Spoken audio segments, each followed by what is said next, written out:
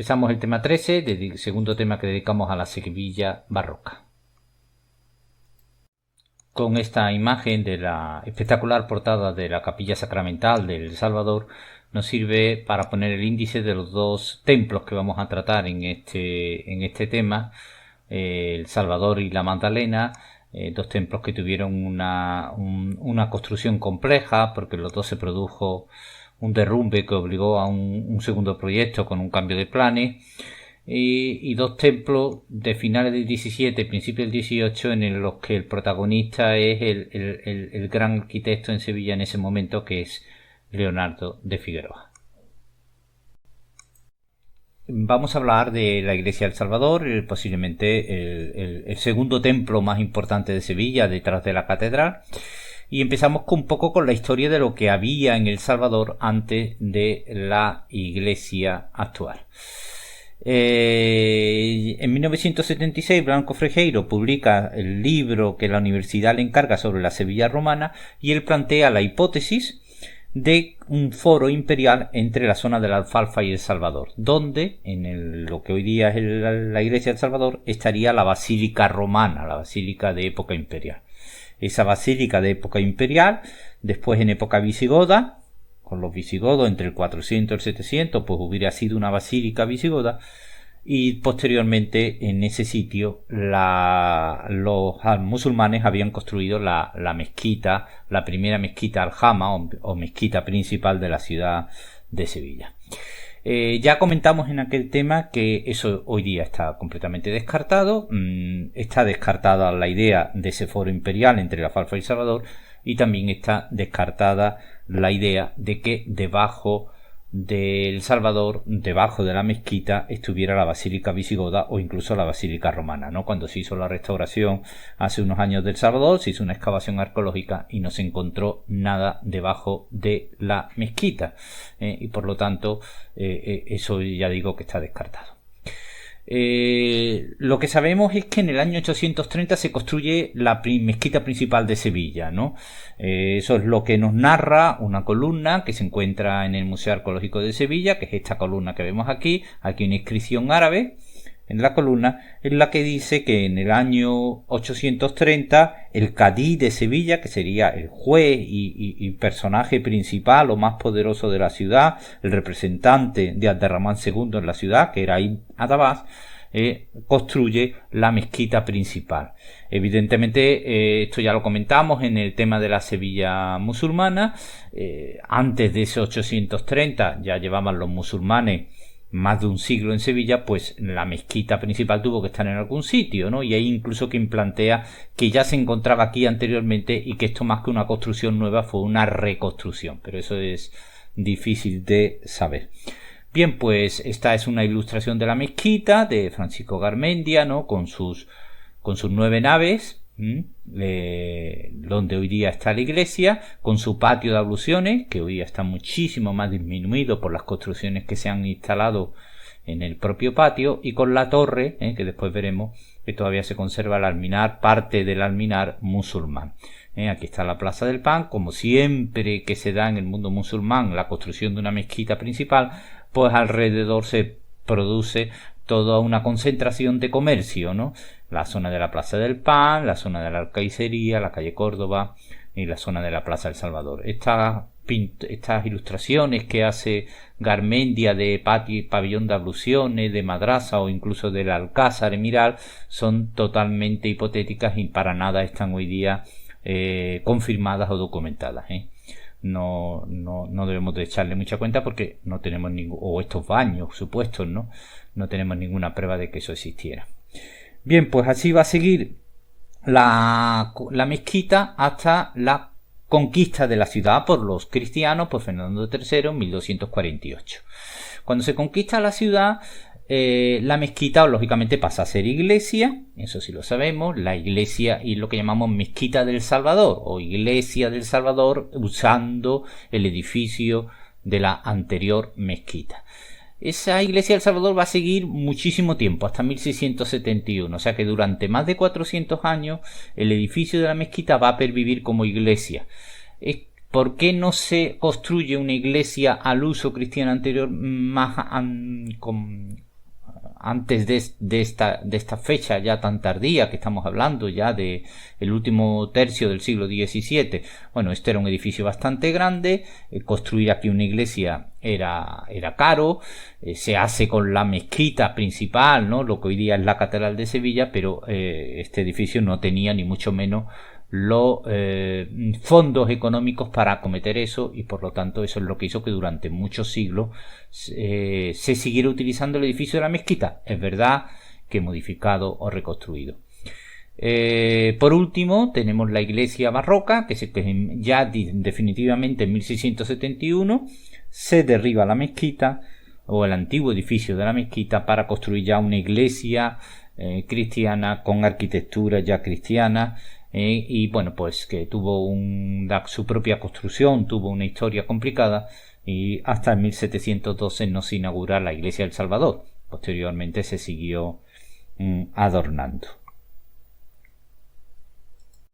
Vemos ahora con este plano de Fernando Mendoza del 2008, pues vemos cómo era la mezquita, un edificio con muros de ladrillo, con techumbres de madera, como todo mezquita musulmana, con su patio al norte, bastante más grande que el patio actual, porque hay que tener en cuenta que cuando se construye la iglesia, la mezquita llegaba hasta aquí, hasta esta línea. Cuando se construye la iglesia barroca, 1712, va a aumentar hacia el norte, con lo cual se va a comer este trozo de patio.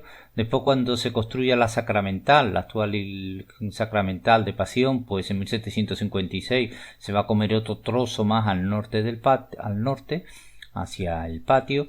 Y la capilla del Cristo de los Desamparados pues también se comerá un trozo, más a su vez todas las viviendas que se construyen en la galería y capillas funerarias y sacramentales antiguas. En fin, que ya digo, el patio actual queda muy reducido con respecto a cómo fue el patio de devociones de la mezquita. Por aquí se entrarían las 9 naves, la nave central más ancha, el mirrá, donde después se colocó a la Virgen de las Aguas, como siempre mirando al sur, hacia la calle Villegas, como era tradicional en las mezquitas musulmanas. La mezquita tenía 90 columnas de mármol, que 72 de ellas estaban aquí en el oratorio sosteniendo, ya digo, los techos de madera, y las otras 18 se encontraban sosteniendo las galerías del patio. Actualmente solo se conservan 28, 17 se encuentran en comercios en la Plaza del Pan, 10 están todavía en el patio, y una que es la columna fundacional que hemos visto anteriormente del Museo Arqueológico. El resto, pues cuando se derribó la mezquita, pues fueron vendidas, muchas estarán como esquineras en calles de la ciudad o en otros menesteres. Bien, pues la mezquita tenía las entradas por el norte, tenía la entrada por debajo de la torre, por debajo del alminar. Lo que pasa que ya cuando se hace la reconstrucción con la iglesia barroca, ante los problemas de estabilidad de la torre, se decidió cerrar en 1705 esa entrada y se abrió el pasaje actual, que de 1705 quedaba hacia el patio, y del patio también se entraba aquí a la sala de oración. Cuando se produce la conquista cristiana, pues se cambia el sentido de oración del sur hacia el este, y en el este se coloca el altar mayor y enfrente el coro, porque bueno, los cristianos lo primero que hacen es que le dan una vocación a la nueva iglesia. Como la catedral estaba dedicada a la Virgen, pues esta se dedica a su hijo, a Cristo, y se le da la vocación del Salvador.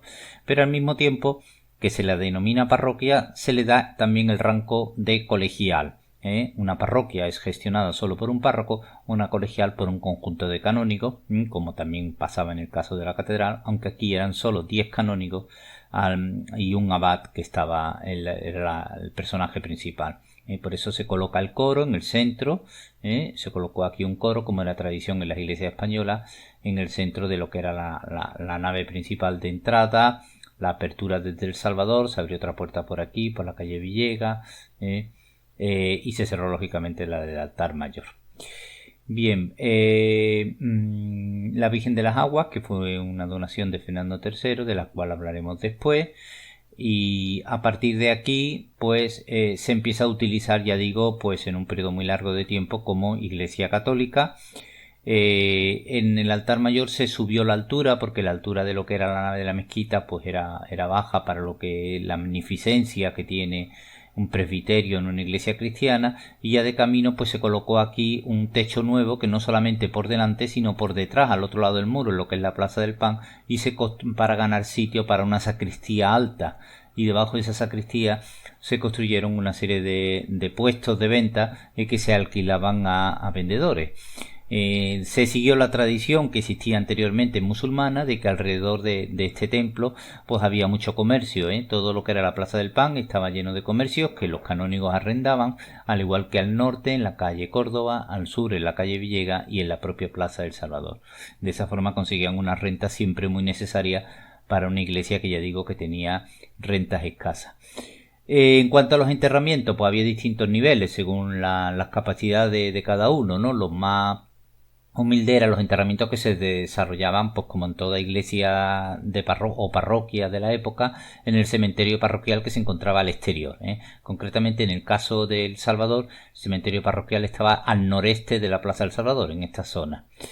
Otros conseguían enterrarse dentro del patio, en lo que era el patio, otros dentro de lo que es la iglesia del Salvador, dentro de lo que era debajo del suelo de la nave de la iglesia, y ya los que tenían más dinero pues eran capillas funerarias, bien capillas que se situaban como esta de los Pineda, de los Marteles, en las galerías del patio, o bien capillas ya dentro de la iglesia, por ejemplo esta de la Concesión, de San Jacinto, de San Miguel.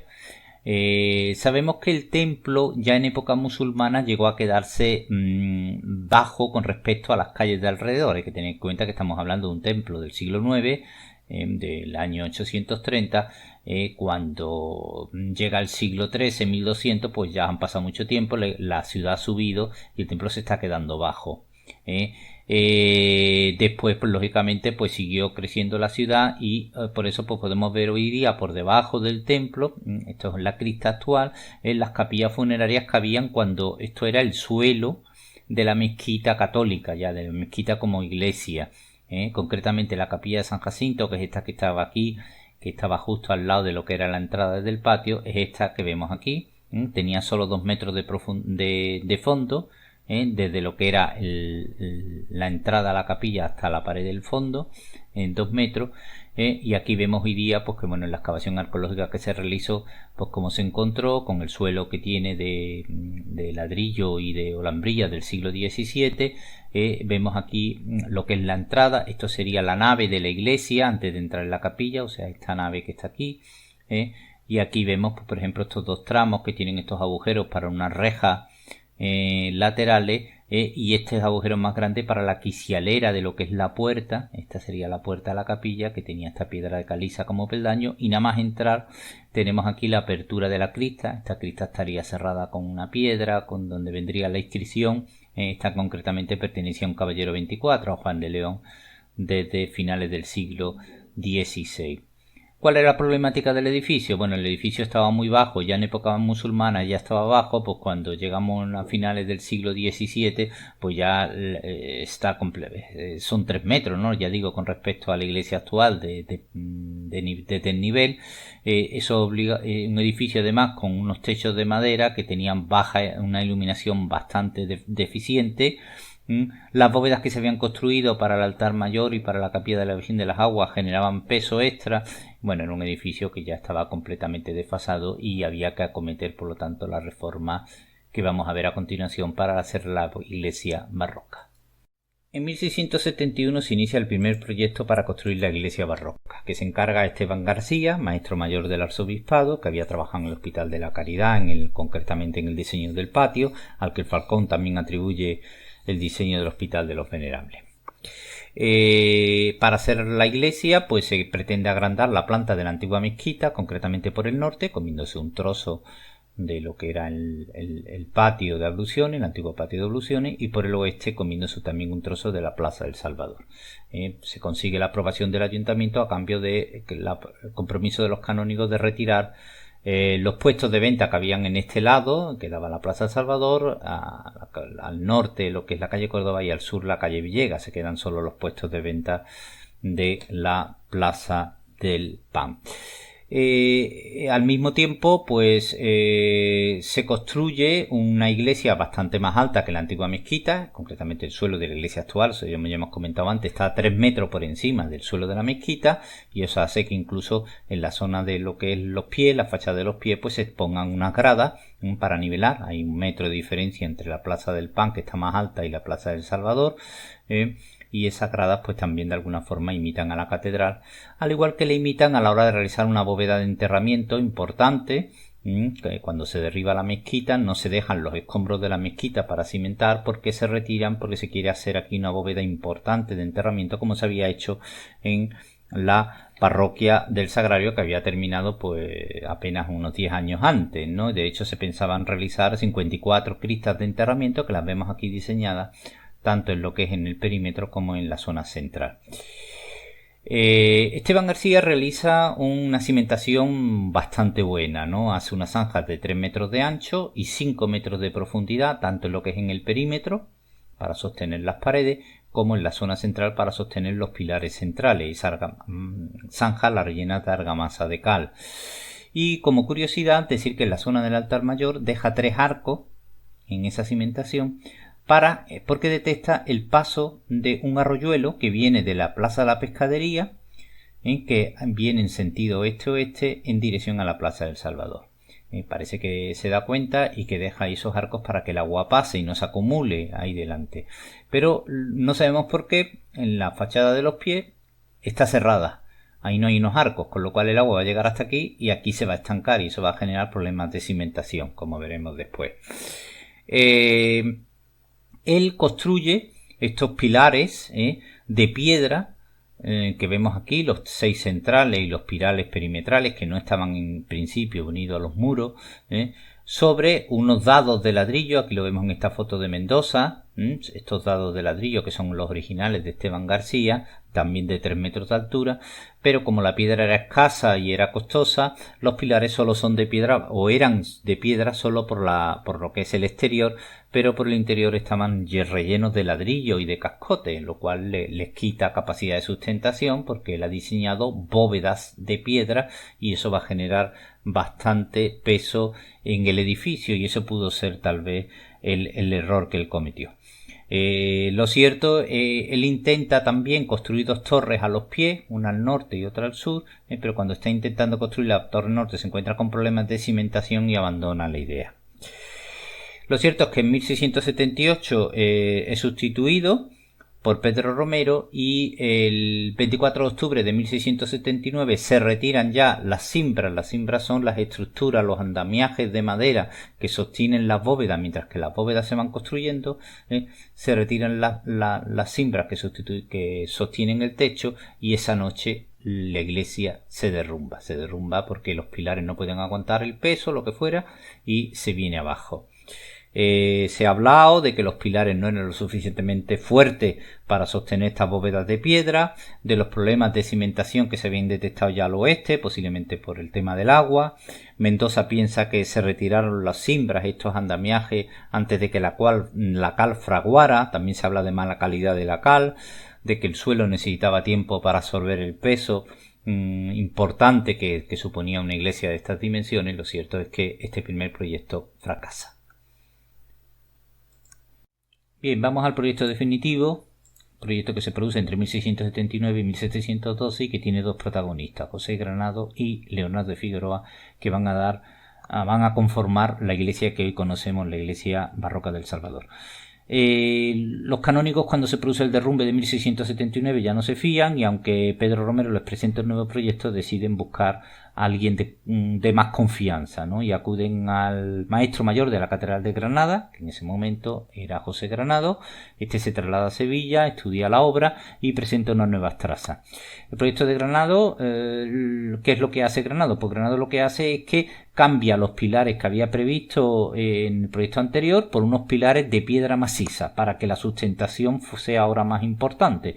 Vemos además unos pilares de gran espesor, con columnas adosadas, las columnas además muy alargadas, muy altas en la nave central, porque la nave central tiene 24 metros, las laterales 13,5 son de columnas más pequeñas. Además, incluso en la nave central, para no hacer unas columnas demasiado largas o demasiado altas que hubieran quedado sin proporción, coloca encima este cimacio, y encima de los cimacios estas pilastrillas, para darle más altura.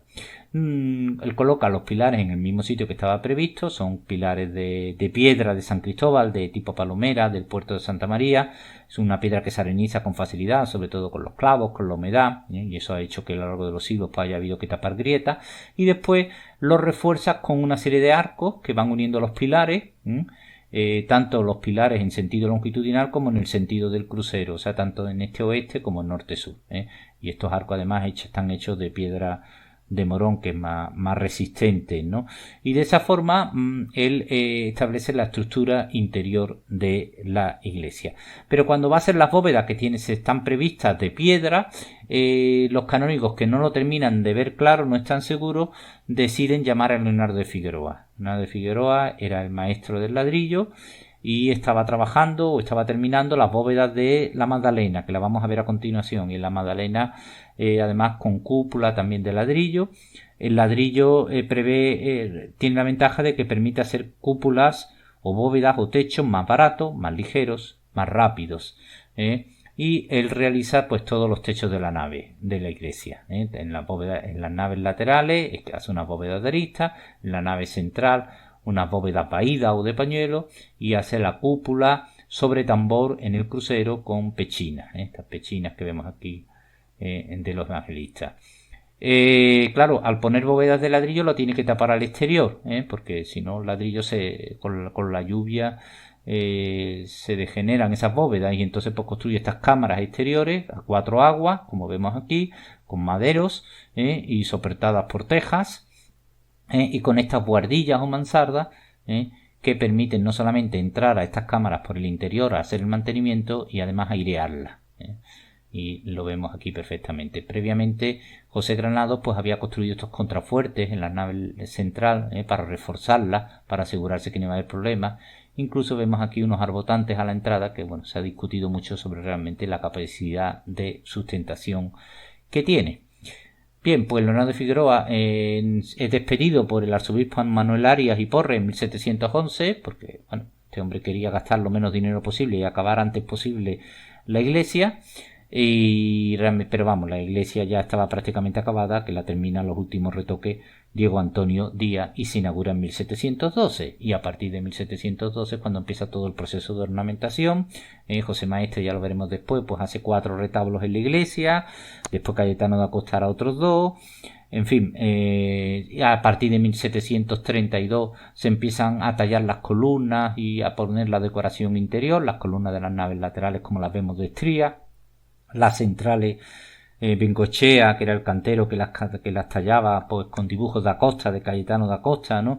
Con figuritas de hojarasca, de arabesco, con venerias, con rocallas, y ya pues todo el proceso de decoración. El escudo, estos escudos de Castilla y León que aparecen mucho por la nave, por toda la iglesia, esto es porque los canónigos de El Salvador, siempre celosos de su independencia, no querían depender de la catedral, y entonces ellos alegaban que estaban bajo un supuesto patronato regio, basado en un privilegio de Sancho IV, el hijo de Alfonso X, de finales del siglo XIII, y que por lo tanto ellos quien los debía nombrar era el rey y no el arzobispo, no los canónigos de la catedral. Por eso ponen varios escudos de la realeza en la decoración. Vemos también la decoración por las típicas máscaras que vemos aquí, típicas de Leonardo de Figueroa y de sus hijos. En cuanto al coro, el arzobispo Arias decide colocarlo en el presbiterio, siguiendo las indicaciones de Trento, el concilio de Trento, que había dicho que había que dejar la nave central completamente diáfana, quitar de ahí cualquier cosa que obstaculizara la visión de los fieles a la liturgia, y dejar las naves laterales para las capillas devocionales de la Virgen y de los Santos. Pero los canónigos no están muy contentos con esa situación, y en 1778, aprovechando la construcción del nuevo retablo mayor de Cayetano de Acosta, vuelven a colocar el coro en el centro de la nave. Lo que pasa es que no va a durar mucho, porque con el Concordato de España con la Santa Sede en 1851 se suprime el carácter colegial del Salvador, que se queda en simple parroquia, y por ello en 1859 se quita el coro central, y ya se aprovecha para poner un suelo de mármol. El suelo de este proyecto era un suelo de ladrillo. Ya digo que en el siglo XIX se pone un suelo de mármol, que tampoco es el actual, que es el de la última reforma. La luz, el tema de la luz, se ponen muchas ventanas, se ponen ventanas en las naves laterales, lo vemos aquí también, ventanas en el tambor del crucero, se ponen óculos no solo en el crucero norte, en el crucero sur, se ponen 3 óculos en la portada, se ponen ventanas en el testero. Lo que pasa es que esta iluminación tan espléndida pues ha sido un poco, o se ha oscurecido un poco con los años, porque Montpensier en 1870 pues paga unas vidrieras. Esto eran unas ventanas de cristales blancos. Él paga unas vidrieras, tanto en el tambor del crucero, de la cúpula, como en la nave, las ventanas de la nave, que han oscurecido. El propio retablo de Cayetano da Costa tapó la ventana que había en el testero. El órgano que se puso a los pies tapó el óculo central de la portada, y bueno, y de alguna forma pues está oscurecida. Entre 1712 y hoy día, pues bueno, pues lo que sabemos, ¿no? El concordato que elimina el carácter de la colegial en el siglo XIX, el incendio que se produce en 1905 en la Sacramental, lo veremos después, la declaración de monumento, y el suceso que se produce en el año 2003, en que se cae un trozo de cornisa, 5 kilos de cornisa en la nave del Evangelio, y se produce una alarma en la ciudad. Y a partir de ahí, entre 2003 y 2008, se produce la restauración con la excavación arqueológica y la restauración de la iglesia dirigida por Fernando Mendoza.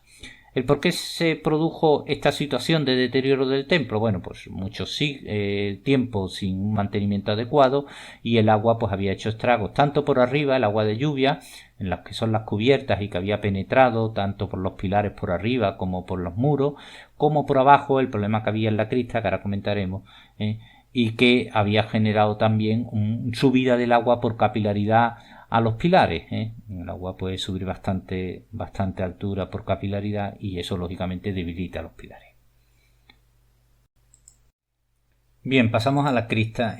Cuando se produjo el derrumbe de 1679, los canónigos decidieron abandonar la posibilidad de una crista, ¿no? No estaba claro que el hecho de que se hubiera construido una iglesia, o se hubiera intentado construir la iglesia con un suelo que estaba apoyado sobre una crista subterránea, pues no hubiera generado algún tipo de debilidad, y que por lo tanto eso hubiera sido una de las causas del derrumbe. Así que, para evitarse problemas con el nuevo proyecto, se decidió volver a llenar de tierra toda la crista, y de esa forma darle una sustentación mayor a la iglesia, y así ha estado completamente llena de tierra hasta que ahora, la última reforma del 2003-2008, pues se ha vaciado la crista. Lo que pasa es que se ha situado pues este forjado de hormigón, para asegurarse que no va a haber ningún problema con respecto a la iglesia que se encuentra encima. Cuando ahora se vacía la crista, pues vuelve a aparecer agua. Claro, cuando apareció agua, pues ahora en esta última reforma se llamó a Masesa para ver si era un agua de alguna cañería cercana que estuviera perdiendo.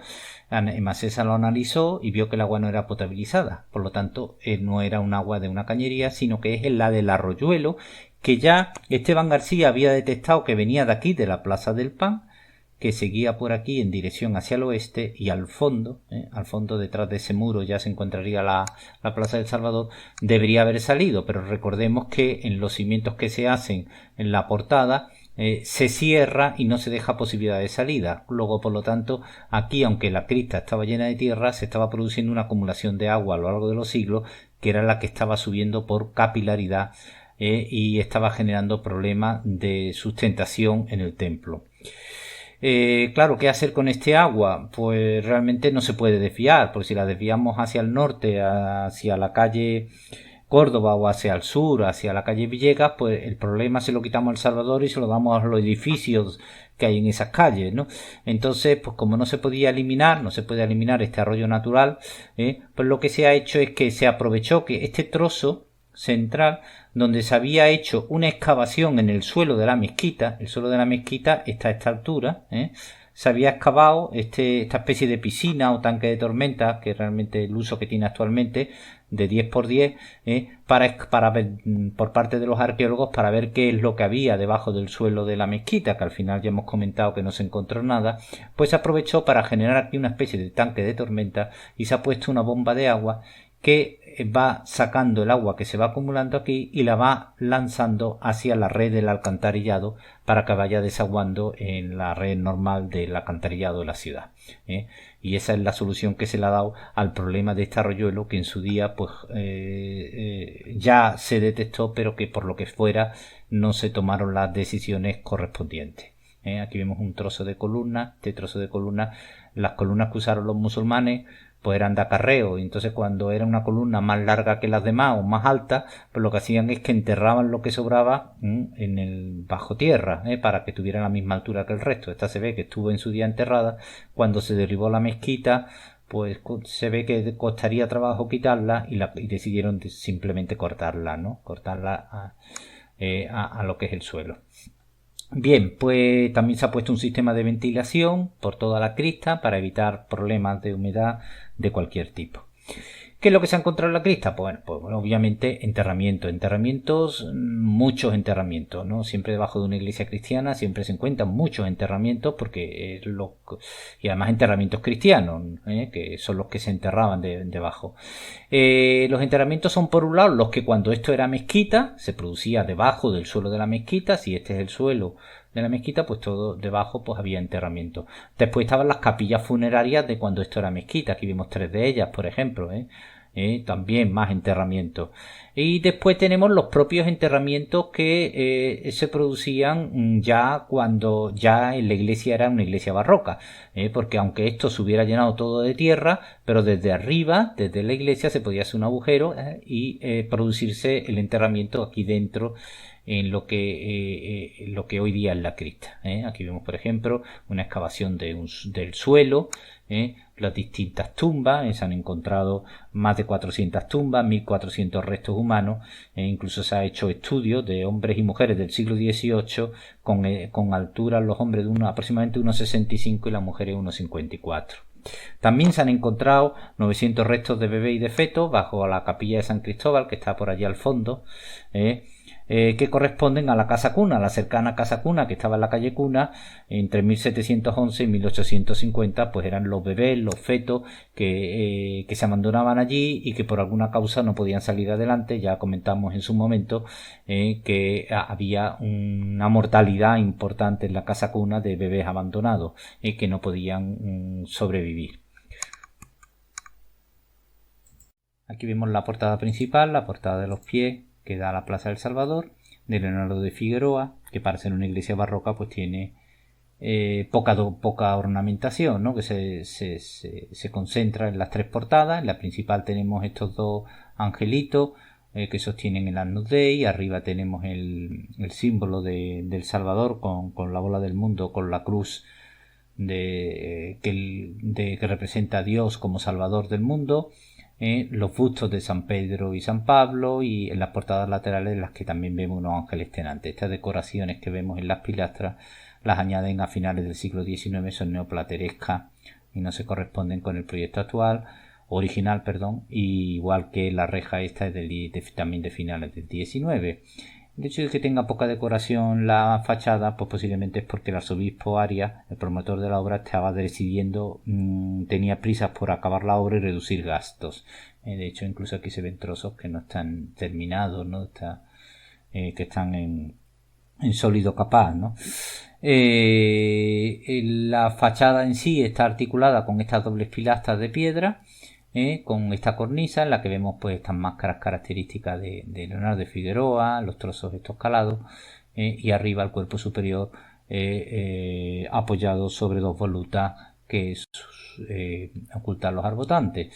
Los tres óculos que hemos comentado anteriormente, el central actualmente tapado por el órgano, las cupulitas estas de las escaleras para subir arriba, la buhardilla, en fin, y después la estética típica desde que se puso de moda a través del archivo de India de estos ladrillos rojos y en bicromía con la piedra de los elementos estructurales y que están características en Sevilla. En el lateral, en la esquina con la calle Villegas, pues tenemos este magnífico retablo cerámico de Enrique Mármol de la fábrica de Lafite de 1930, que está a tamaño natural, el Cristo del Amor, es el retablo cerámico mayor que existe en Sevilla con este tejaro, y la cruz de llamada de Culebra, que era la cruz que presidía el cementerio parroquial cuando se encontraba aquí en el noreste de la plaza, y que pues tras la llegada de Olavide en 1774 pues se traslada aquí y se le llamaba de Culebras porque la calle Villegas, o se le llama de Culebras porque la calle Villegas pues se llamó originalmente Culebras porque era una calle, en su momento fue una calle con muchas curvas, después ya pues se transformó en una calle recta. Aquí hay una capillita en esta esquina, que es la capillita de una hermandad de la Virgen del Carmen, que está aquí desde 1822, justo donde tenía pensado Esteban García colocar una de las torres, y por supuesto presidiendo la plaza la escultura de Montañés de Sánchez Cid de 1924, que ha estado aquí desde entonces, salvo en el periodo entre 1966 y 1980 que estuvo en la avenida. Aquí tenemos el patio de los Naranjos del Salvador, hoy día mucho más pequeño que el antiguo patio de abluciones de la mezquita, apenas un 30% del tamaño que tuvo en origen como patio de la mezquita musulmana, por varias razones, ¿no? En primer lugar, por la serie de edificios que le han ido comiendo espacio, empezando por la propia iglesia, que se desplazó o se amplió hacia el norte, por la sacramental, la actual capilla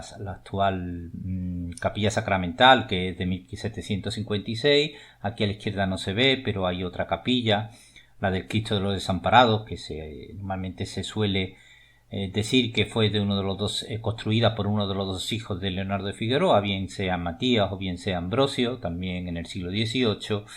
En fin, todas esas construcciones han ido reduciendo bastante el patio y después, por supuesto, las propias galerías. En el origen musulmán el patio no tenía galerías. Hay que tener en cuenta que esto fue patio de mezquita durante 400 años. Después, posteriormente, sabemos que ya en época almohade ya sí que existían estas galerías, pero no las galerías que vemos aquí ahora mismo, ¿no? Que se suelen decir, estas son las galerías que quedan de época musulmana. No es verdad. Concretamente la galería este, que es una de las dos que queda, es de 1583, y la galería norte, que es esta otra, es de 1602, y además sabemos que la hizo Belmondo Resta, o sea que estos arcos de ladrillo son de una época cristiana bien avanzada.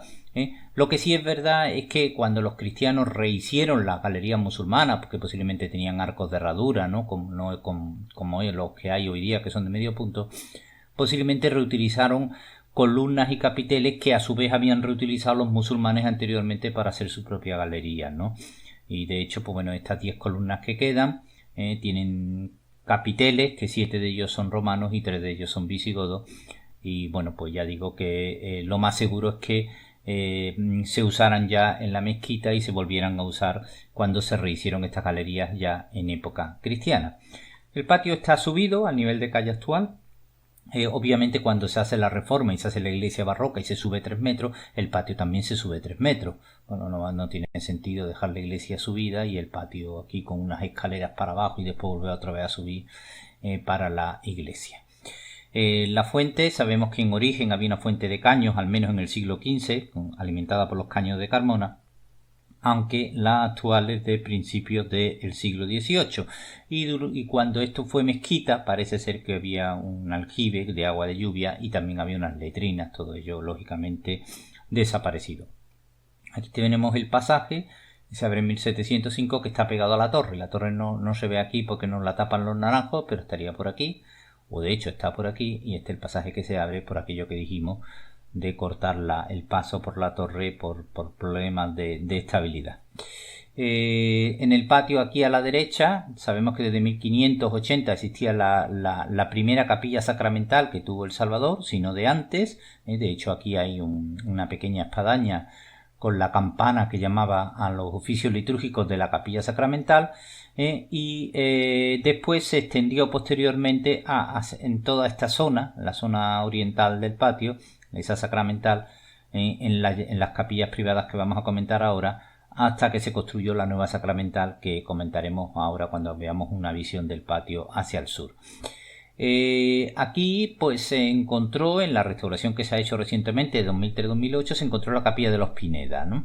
Aquí vemos el interior de la capilla, tiene varias zonas, pero la zona principal es una cuba, por lo tanto es un espacio cuadrado con cúpula de ladrillo sobre trompa, como vemos aquí, y que perteneció a los Pineda entre finales del siglo XIV y el siglo XVI. Ya después, a partir del siglo XVI, los Pineda se unen en matrimonio a los Ponce de León. Los Ponce de León tenían enterramiento dentro de la propia iglesia del Salvador y dejan de enterrarse aquí, y por eso deja de usarse, y después posteriormente, como ya digo, es asumida esta capilla por la primera capilla sacramental que hubo anteriormente, ¿no?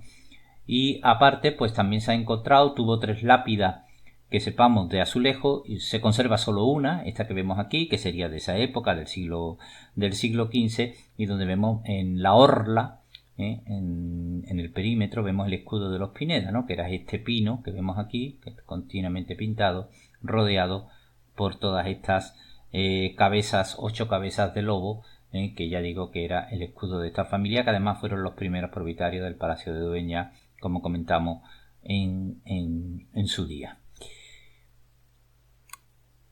El suelo original era de ladrillo, bueno, por supuesto no tiene nada que ver con el suelo que tenemos actualmente, ¿no? Que es de losas de piedra. A la izquierda vemos la torre. La torre tiene hasta aquí, de aquí para abajo, toda esta franja blanca para abajo, sería el resto que queda del antiguo alminar de la mezquita. Son 8,5 metros, pero de ellos solo 6 metros sobresalen de superficie, los otros 2,5 metros están enterrados, porque lógicamente con la colmatación del patio pues ha perdido esa parte, ¿no? Que ya digo que está enterrada, es de piedra arenisca. Este siguiente tramo de torre ya es de época cristiana, concretamente de 1356, con estas ventanas ojivales góticas, y por último tenemos el último tramo del campanario actual, que lo realiza Leonardo de Figueroa con ayuda de su hijo Matías. Y bueno, y aquí vemos las características, hemos ampliado aquí con una foto más cercana las características máscaras que siempre pues, suele haber en la obra de Figueroa. Aparte de la torre tenemos aquí a la derecha, dentro de lo que es el patio, la actual capilla sacramental, que se termina en 1756 y que Gómez Piñol, que es la persona que más ha estudiado El Salvador, atribuye a Matías de Figueroa, al hijo de Leonardo de Figueroa. Lo que pasa es que la fachada pues está muy sucia, la estética de la fachada es difícil de ver con facilidad. Ya comentamos anteriormente que la sacramental anteriormente se encontraba aquí a la izquierda, que de hecho aquí se ve todavía la campana original, y después ya se traslada aquí comiendo gran parte del patio. La decoración escultórica no es muy buena. Aquí tenemos los 4 padres de la iglesia, aquí abajo vemos a San Ambrosio y San Agustín, los otros 2 no se ven por los naranjos. Son figuras pobres, una escultura pobre no de mucha calidad de Vicente Ramos. La decoración después por aquí en el friso, pues lógicamente nos recuerda que esto es una capilla sacramental, ¿no? Aunque hoy día sea la capilla de la Hermandad de Pasión, en origen ya digo que fue la sacramental. Aquí vemos las vides, el pan, las espigas, el Agnus Dei o Cordero de Dios, en fin, toda esta referencia a lo que es el sacramento de la Eucaristía. Y por último, aquí debajo de esta capilla sacramental, pues se encuentra una cripta donde están enterrados Carlos de Borbón y Luisa Francisca de Orleán y sus descendientes. Es una cripta familiar, y este matrimonio eran los padres de María de las Mercedes, de la que fue madre del rey Juan Carlos, por lo tanto eran abuelos de Juan Carlos y bisabuelos del actual rey Felipe VI. Aquí vemos el interior de la iglesia en este plano. la sacramental al lado con sus 3 zonas, aunque realmente lo que es la capilla actual se encuentra aquí. Y en la iglesia pues referido a los distintos retablos que están situados entre pilar y pilar de lo que es la zona perimetral. Normalmente estos pilares están unidos por unos arcos, como este arco que vemos aquí detrás, y normalmente se suelen meter 2 retablos cuando es un retablo grande como el de Virgen de las Aguas o la portada de la sacramental, pues suele haber solamente uno, y bueno, pues aquí por encima pues vienen unas tribunas encima de esos arcos en la zona perimetral. La planta pues es la planta clásica que mezcla planta basilical rectangular con la planta circular, en el caso de la cúpula en el crucero. Y aquí vemos un pilar de la nave central, donde vemos la columna adosada de que da la nave central y las columnas más pequeñas que dan a las naves laterales, ¿no? Y en la nave central, con la decoración que realiza Bengoechea, pues vemos aquí castillos y leones, esto que comentábamos anteriormente, esa obsesión que tenían los canónigos del Salvador de no depender de la catedral de Sevilla sino del rey, por eso pues ponen los castillos y leones de la realeza y por supuesto el símbolo del Salvador, la bola del mundo con la cruz de Jesús Salvador. Y las máscaras, aquí vemos una máscara lateral, aquí vemos una mitad de máscara y aquí otra, son tan características en la obra de Leonardo de Figueroa. Empezamos a ver algunos de los retablos y elementos más interesantes de la iglesia. Aquí a la izquierda vemos un retablo que es anónimo del siglo XVII, pero que en su parte central pues tiene un magnífico grupo escultórico en el que vemos a Santa Ana enseñando a leer a la Virgen. Es una obra muy buena de Montes de Oca de 1714, tal vez inspirada en la iconografía que pintara Roelas y que se encuentra el lienzo en el Museo de Bellas Artes, ¿no? Y aquí la cara de Santa Ana especialmente está muy conseguida. Al lado San Joaquín, su esposo, San Antonio de Padua, Isidoro Leandro y una Virgen del Carmen.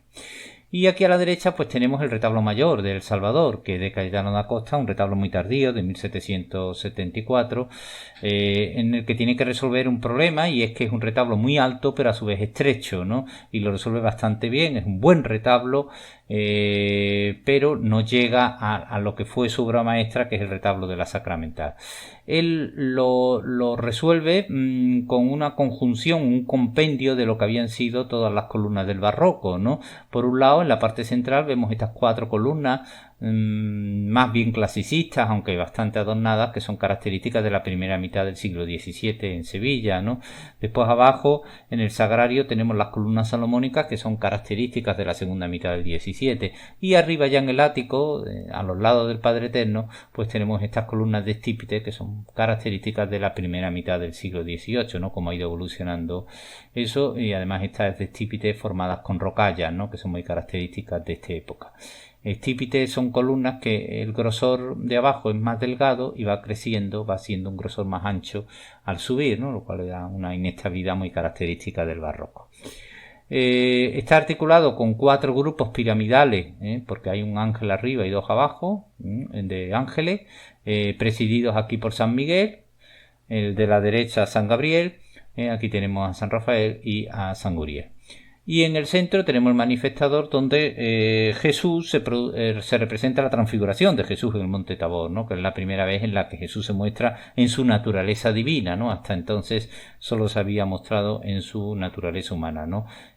A los lados Moisés y Elías, y esta naturaleza divina pues se muestra con estos rayos que le salen de atrás y que además que se refuerzan con la venera, que a su vez con las rayas de la venera pues refuerzan todavía más, ya digo, esa naturaleza divina. Y abajo tenemos en el centro a San Juan y a los lados a Santiago y San Pedro, que están siendo testigos de esa transfiguración de Jesús. Esta Inmaculada es anónima de 1699 y los ángeles lampareros pues son también de Cayetano de Acosta. Y el techo de ese altar mayor, de ese presbiterio, pues en él vemos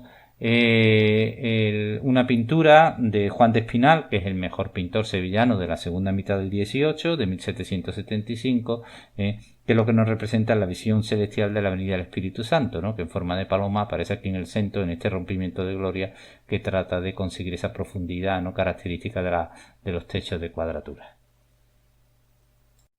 Aquí tenemos la capilla sacramental, que actualmente, como sabemos, es donde reside la Hermandad de Pasión. La Hermandad Sacramental pues se crea igual que en el resto de parroquias sevillanas en el siglo XVI, concretamente esta hermandad es de 1543, en 1565 se une a la Hermandad de Ánimas, son hermandades típicas, ya lo hemos comentado anteriormente tras el Concilio de Trento. La Hermandad de Pasión, sin embargo, no se crea aquí, se crea en la misma época, en 1531, pero en el antiguo convento de la Merced, lo que hoy día es el Museo de Bellas Artes. Lo que pasa es que cuando se desamortiza el museo, lo que hoy día es el museo, pues Pasión empieza a pasar por distintos sitios y se va a la iglesia de San Miguel, que después desaparecerá, la que estaba en la Plaza del Duque, y en 1870 se viene aquí al Salvador, Pasión, y en 1918 se une a la Hermandad Sacramental, y al unirse a la Hermandad Sacramental pues pasan sus titulares a residir en la Capilla Sacramental, y esa es la causa, ya digo, de que se encuentre Pasión aquí. Bien, pues la Capilla Sacramental, ya lo comentamos anteriormente, se termina o se realiza entre 1726 y 1756, parece ser que por Matías de Figueroa, por lo menos eso es lo que señala Piñol, el hijo de Leonardo de Figueroa sería quien la construye, avanzando hacia el patio, hacia el norte, el patio está al fondo, y va pegada al crucero, y lo que se hace es que se abre en el crucero para poder acceder directamente, esta magnífica portada que vamos a comentar ahora, para poder acceder a la Capilla Sacramental.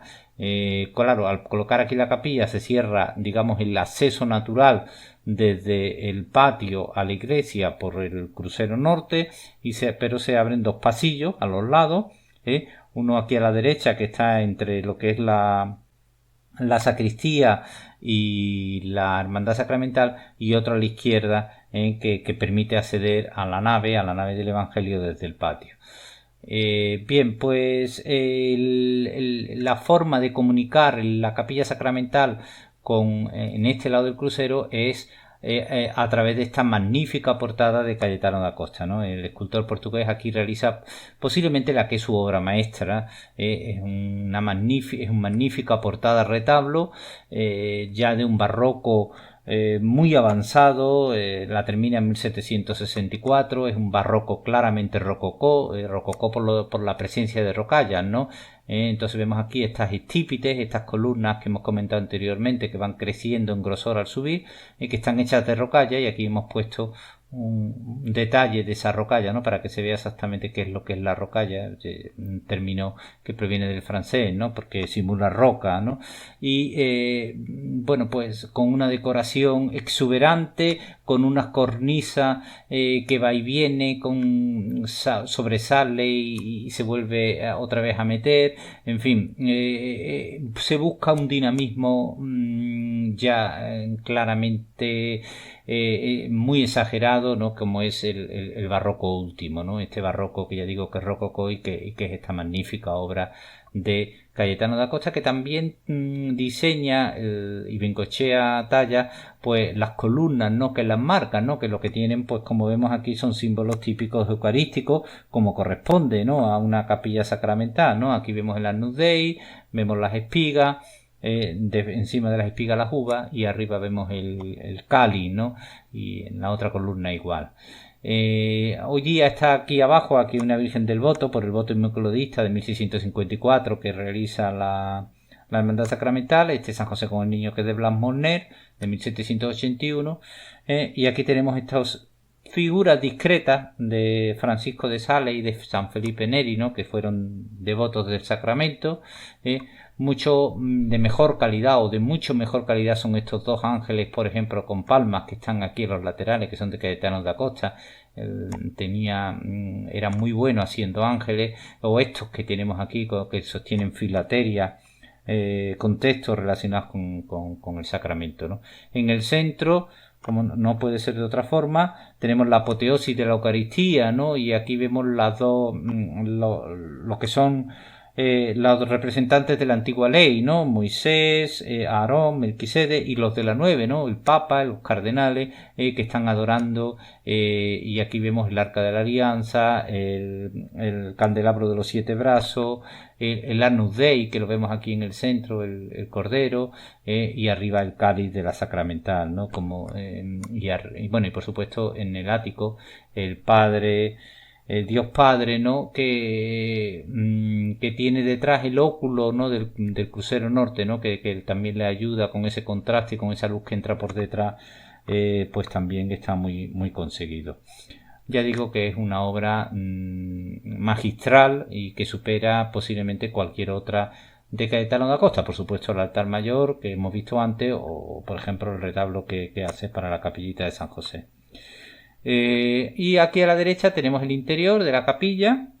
La capilla sufrió un incendio importante. El incendio se produjo en 1905 y se perdió el retablo interior, que también era de Cayetano da Costa y era de 1756.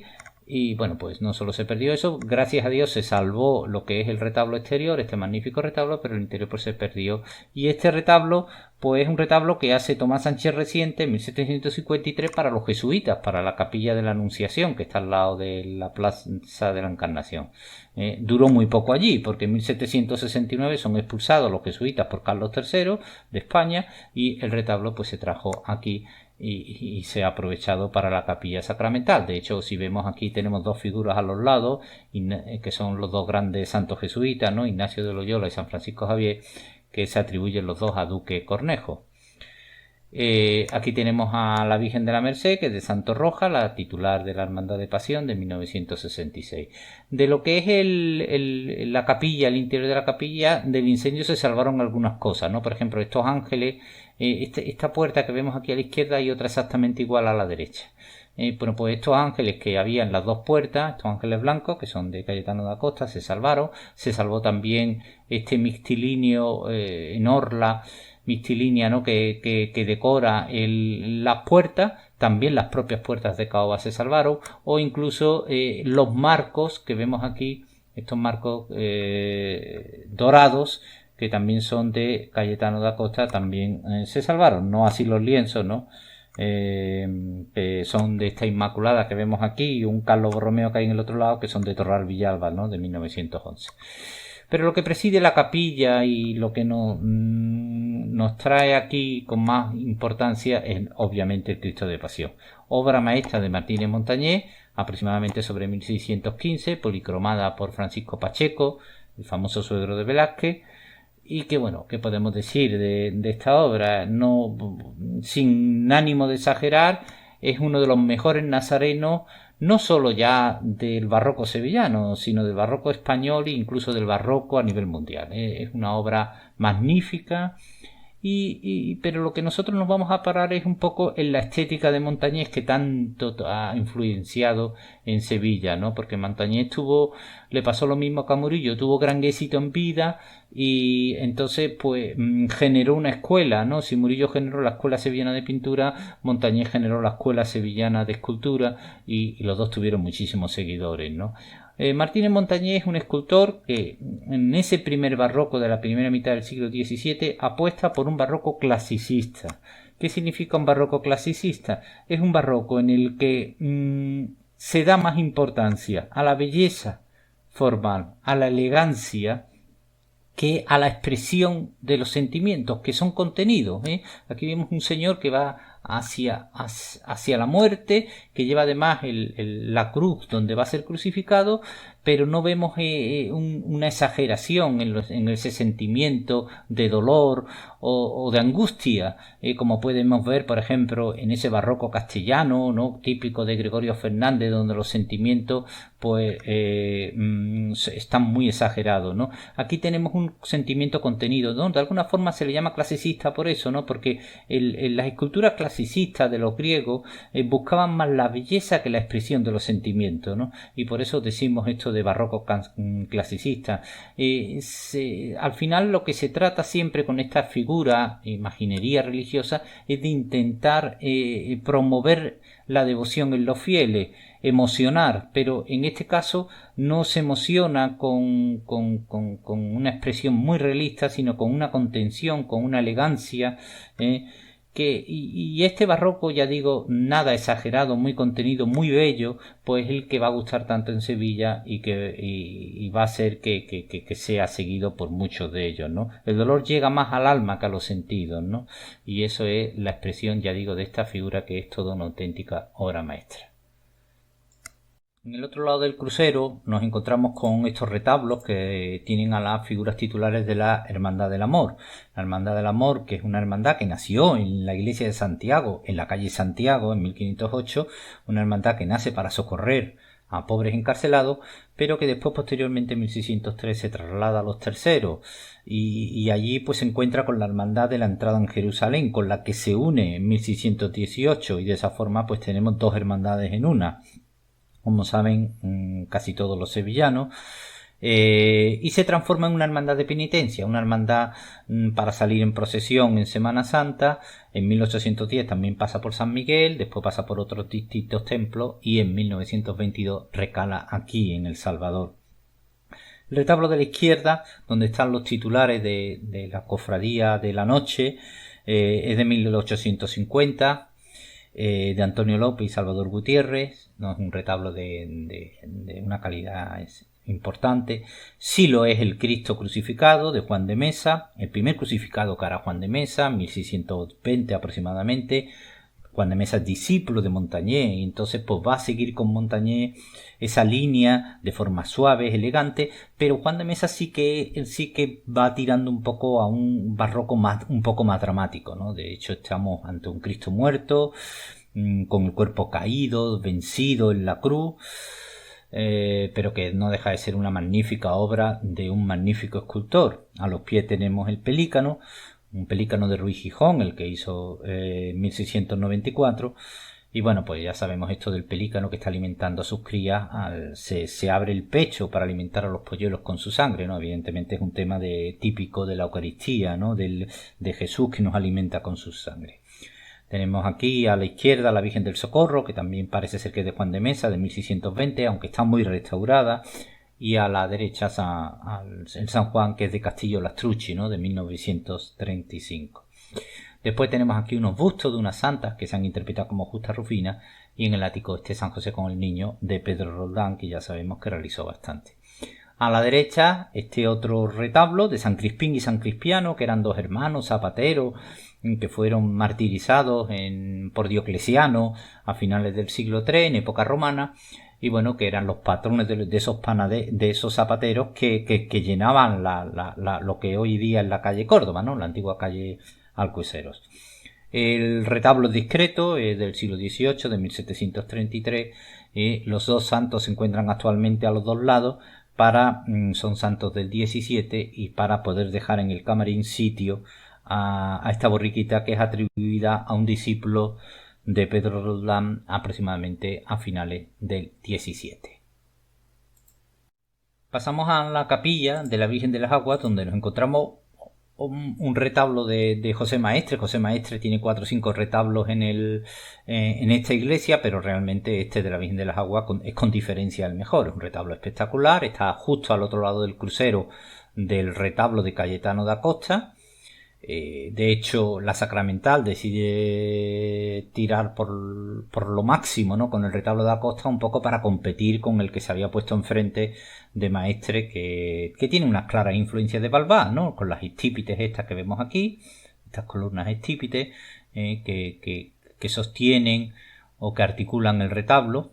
Aquí las vemos en los laterales, aquí, y también el camarín central. La Virgen de las Aguas, esta figura que vemos aquí, es una virgen gótica, de las llamadas vírgenes fernandinas que existen en Sevilla, ¿no? Como la Virgen de los Reyes, por ejemplo. Son vírgenes del siglo XIII que parece ser que vienen con el rey Fernando III, ¿no? Hay que tener en cuenta que Fernando III, su hijo Alfonso X, los castellanos que llegan a Sevilla, que realmente llegan no solo a Sevilla, a Córdoba, a Jaén, que todo lo que es Andalucía la conquista, ¿no?, de las zonas norte y occidental de Andalucía, traen el marianismo, la devoción a la Virgen. Ellos eran muy devotos de la Virgen y lo traen aquí a Andalucía, y esa tradición se ha continuado en el tiempo, y por eso en Andalucía pues hay esa devoción tan importante a la Virgen.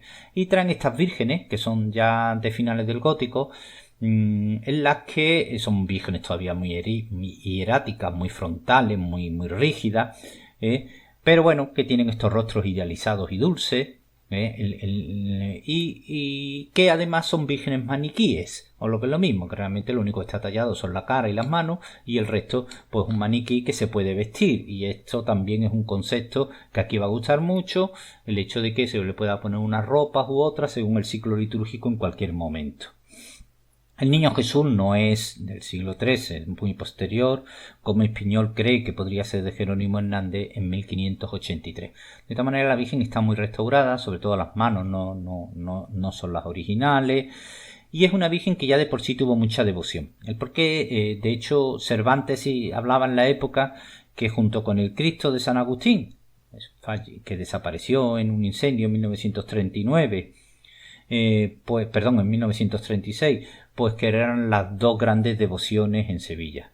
¿El por qué se le llama de las aguas? Pues bueno, pues hay una leyenda según la cual pues Fernando III, antes de conquistar la ciudad, vio en sueños una virgen, pidió que le trajeran o le hicieran varias o le trajeran varias, le presentaron algunas, y cuando vio esta dijo, bueno, pues esta está entre dos aguas, como que no es exactamente la que le había visto. Esa es la leyenda. Pero también hay quien dice que Fernando III le implora ante una sequía y ella acaba con ella. De hecho, pues se le va a quedar el San Benito de la Virgen asociada a los problemas con las aguas. Y los problemas con las aguas en Sevilla son de dos tipos. O bien las riadas, que produce el río y sus arroyos, o bien la sequía. Entonces siempre que había riadas, siempre que había sequía, pues se le rezaba a la Virgen, se le sacaba en procesión. Después también tenía su fecha concreta, ¿no? El 8 de septiembre, el día de la Natividad de la Virgen, pues se la sacaba en procesión hasta no hace mucho.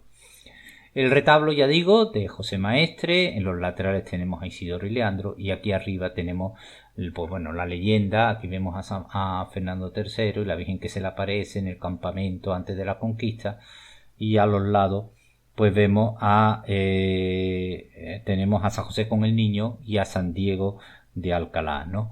Tiene un frontal de plata, que aquí no se ve, de Tomás Sánchez Reciente.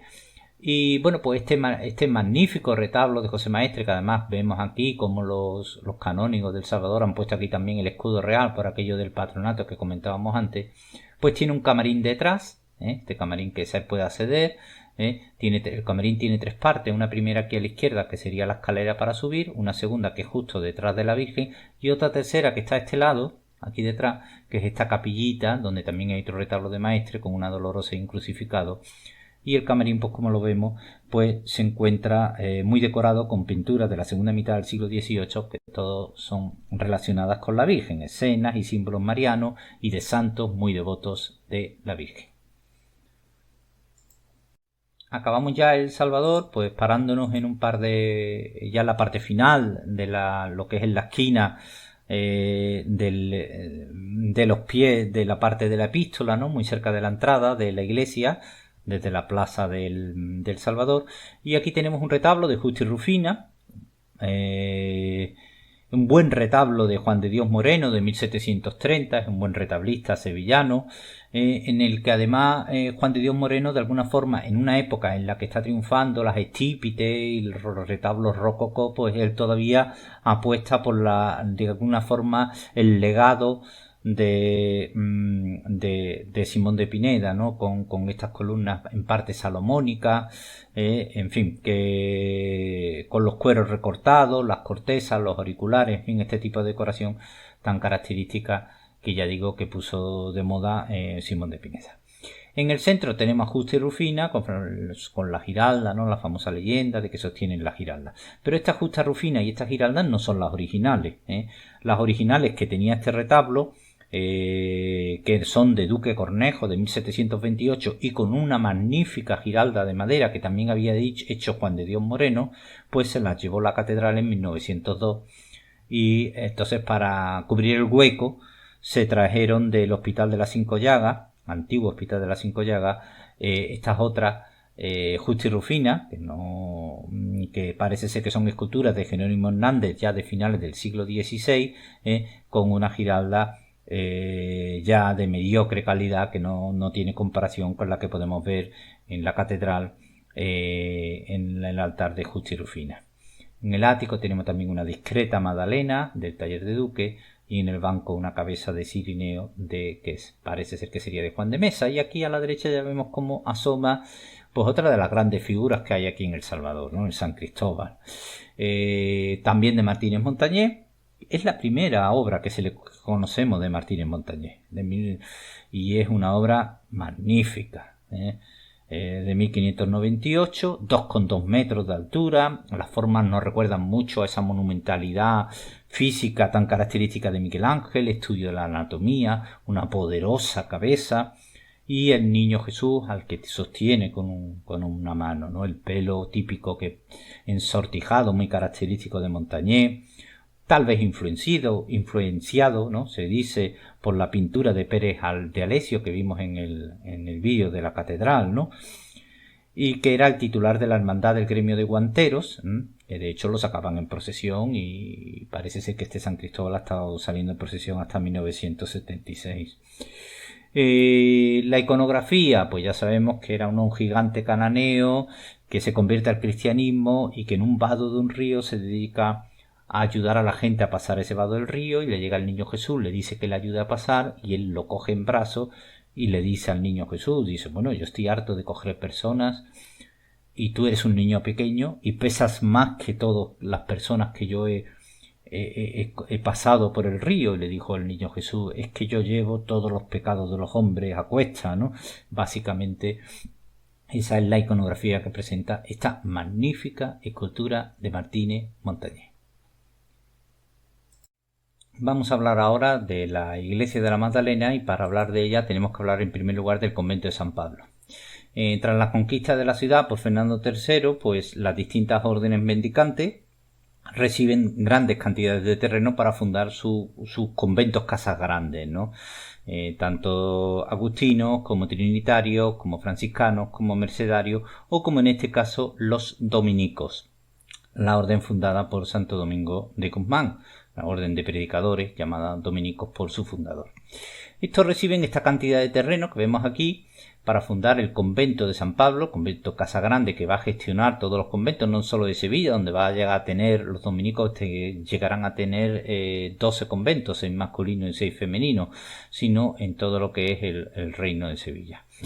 Ya digo que reciben terreno en la zona noroeste de la ciudad, la zona menos habitada, donde más disponibilidad de terreno había, y el terreno que reciben para fundar su convento, el convento de San Pablo, estaría limitado al este por la calle Bailén, al norte por San Pedro Mártir, como vemos aquí, al oeste por la calle Gravina y al sur por lo que es la calle San Pablo. Como vemos, el convento estaba muy cerca de la muralla, que la hemos pintado aquí en naranja, que viniendo desde la puerta de Triana, pues pasaba entre Julio César y Gravina, y por aquí hacia el norte ya iba buscando Marqués de Parada. Bien, pues este convento se funda en 1249, los dominicos se instalan aquí, y aquí van a seguir hasta 1835, cuando llegue la desamortización de Mendizábal. Todos los conventos masculinos de la ciudad van a desaparecer, van a ser incautados por el Estado.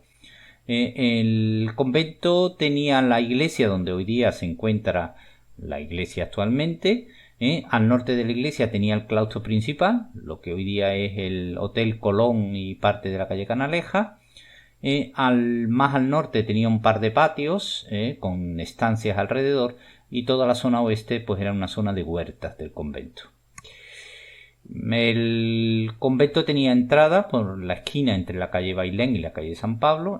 Por aquí se entraba a lo que era el compás. El compás era toda esta zona, que era una zona pública, de acceso público del compás, para que los fieles pudieran no solo entrar a la iglesia, a las ceremonias litúrgicas que celebraban los dominicos, sino a 3 capillas de hermandades que habían aquí. Estas 3 cúpulas, que en su día fueron de capillas de funerarias privadas, a partir de 1587 se establece aquí la Hermandad del Dulce Nombre de Jesús, que en 1851 se va a unir a la Quinta Angustia, actualmente la capilla de la Quinta Angustia. Después aquí había una manzana de casas, que no la hemos pintado, pero estaría por aquí, una manzana de casas delgada pero alargada, donde se encontraba otra capilla que daba al compás, que era donde se encontraba la Hermandad de Montserrat. Actualmente sabemos que se encuentra aquí abajo. Y donde hoy día se encuentra la Hermandad de Montserrat, se encontraba en aquella época la Hermandad de Nuestra Señora de la Antigua y los 7 Dolores. Bien, pues ya digo que el convento se desamortiza en 1835 y el Estado, que se incauta de todo este terreno, empieza a venderlo, se empiezan a formar las calles, Bobby de Grenet, Virgen de la Presentación, Canaleja, González Abreu, Cristo del Calvario, y solo queda la iglesia y el claustro principal, el claustro principal pasa a ser para dependencia administrativa, ¿no? Aquí estuvo el gobierno civil, la Diputación Provincial. Fue edificio de Hacienda, tuvo un incendio importante en 1905 y el claustro se terminará derrumbando definitivamente en 1957. Aquí vemos una foto de Vigier de 1850, donde está todavía, se encuentra todavía levantada la entrada al compás, esta entrada que ya digo que se encontraba aquí, y que se ve detrás en la foto la iglesia, compás realizado por Leonardo de Figueroa, con esta hornacina de San Pablo, que es lo único que queda del compás, esta estatua que está hoy día en una dependencia de la parroquia. En 1812 los franceses invaden la ciudad y derriban la parroquia de la Magdalena, la que estaba en lo que hoy día es la Plaza de la Magdalena. Después de un intento fallido de reconstruirla, se decide en 1847 que ya que ha quedado libre esta iglesia, trasladar la parroquia aquí. Y por lo tanto esta iglesia pasa a denominarse Parroquia de la Magdalena, la antigua iglesia del convento de San Pablo. En 1889 se derriba la Puerta del Compás y esto queda como acceso ya completamente libre. Esto se queda como una calle, recordemos que aquí había una manzana de casa y aquí pues esto se queda como calle Magdalena, que giraba aquí por Cristo del Calvario. Y ya después definitivamente la calle Magdalena desaparece efectivamente la calle Magdalena al derribarse esta manzana de casa ya en los años 30 del siglo XX, y es cuando la Hermandad de Montserrat se desplaza a la parroquia o a la capilla que actualmente en la que actualmente se encuentra. ¿Qué sabemos sobre la iglesia? Pues sabemos que hay una primitiva iglesia que sufre un incendio hacia 1350 y que el rey Pedro I pues decide apoyar su reconstrucción. Hay que tener en cuenta que aquí se encontraba la Virgen de las Fiebres, que era una virgen que supuestamente la había curado, que el prior del convento era confesor del rey, entonces el rey pues tenía mucha relación con el convento y apoya dinero para reconstruirla. Después el terremoto de Carmona de 1504, un terremoto importante, ¿no? Se dice que pudo ser 8 o por ahí en la escala Richter. Dejó la iglesia muy dañada y se construye una nueva de 3 naves, ¿no? Como la actual. La actual tiene 3 naves, la central más alta y las 2 laterales. Esa iglesia, ¿cómo sería? Pues era una iglesia gótico-mudéjares como las iglesias gótico-mudéjares que hay en Sevilla, o lo que es lo mismo. Tenía en la cabecera una cúpula, una bóveda de piedra de nervios que apoyaba sobre una cabecera, esta cabecera poligonal, con estos contrafuertes que vemos aquí. Esto lo mantuvo Leonardo de Figueroa cuando actúa sobre la iglesia posteriormente. Pero el resto del edificio pues lo que tenía eran cubiertas de madera, ¿no? Como le tienen todas las iglesias gótico-mudéjares de Sevilla, se reserva la piedra para la zona más sagrada. Bien, pues hay otro terremoto posteriormente, el terremoto de 1680, terremoto de Málaga, que en Sevilla no tuvo mucho efecto, de hecho no falleció nadie, pero sí que dejó algún edificio dañado, ¿no? Y concretamente este fue uno de los edificios que quedó dañado y entonces pues los dominicos decidieron hacer una reforma, ya aprovechando de que tenían que hacer reconstrucciones, pues hacer una reforma. Ya estos techos de madera pues ya habían pasado un poco de moda, pues ahora se estaban poniendo esas bóvedas de madera, de ladrillo, y se sustituyen los techos de madera por bóvedas de ladrillo. Lo que ocurre es que, claro, los pilares que había eran buenos para madera, pero no para unas bóvedas que tienen mucho más peso, y el edificio se desploma en 1691. Los techos se caen y queda bastante dañado. Y nuevamente Leonardo de Figueroa, que bueno, pues lo hemos comentado anteriormente, que entra ya en una actuación última en la Caridad, que entra en una actuación en Los Venerables, que entra también en El Salvador después del desplome del Salvador, viene aquí también y hace una reforma importante del edificio. Este edificio prácticamente podemos decir que tiene más de Leonardo de Figueroa que de ningún otro. Del edificio anterior a Leonardo de Figueroa, del edificio gótico-mudéjar, no solo queda esta cabecera con estos contrafuertes que son además muy característicos, lo podemos ver en muchas iglesias gótico-mudéjares de Sevilla, sino que por ejemplo aquí en el lado oeste del crucero, en el lado de la epístola, pues vemos a los lados del retablo del Cristo del Calvario, pues vemos estos arcos de ladrillo, ojivales, que posiblemente pudieron ser puertas. Vemos estas también ventanas mudéjares, que posiblemente son del edificio original, porque lo que hace Leonardo de Figueroa es que aprovecha los muros perimetrales que se han quedado en pie para reconstruir el edificio. Ya lo hace ya con unos pilares en condiciones y con las bóvedas de ladrillo, que él era el máximo especialista en Sevilla en ese momento en la construcción de ladrillos, ¿no? Y ponen la bóveda de cañón con lunetos en la nave central, la típica bóveda de arista en las naves laterales y la cúpula en el centro del crucero. Esta cúpula de Leonardo de Figueroa es la primera que la hace, después hará la del Salvador que vimos antes y posteriormente la de San Luis de los Franceses. Claro, bóvedas de ladrillo necesitan ser cubiertas porque si no el agua de lluvia con el tiempo termina estropeándolas, ¿no? Entonces vuelve a hacer lo mismo que vimos anteriormente en El Salvador, o sea, hace estas cámaras con maderas, con vigas de madera, sosteniendo este tejado de teja, para por un lado proteger las bóvedas de ladrillo del agua, por otro lado con las buhardillas, al igual que en El Salvador, para poder acceder a ellas interiormente para el mantenimiento y además airearlas para evitar en lo posible que se acumule la humedad. En este aspecto, pues como vemos, la solución arquitectónica que aplica Leonardo de Figueroa es exactamente la misma que la del Salvador. Y también a destacar que esta es la primera cúpula, porque esta cúpula es anterior al Salvador, la primera cúpula que realmente se hace en Sevilla con tambor. Las cúpulas en Sevilla se hacían encamonadas, lo que es lo mismo, apoyadas directamente.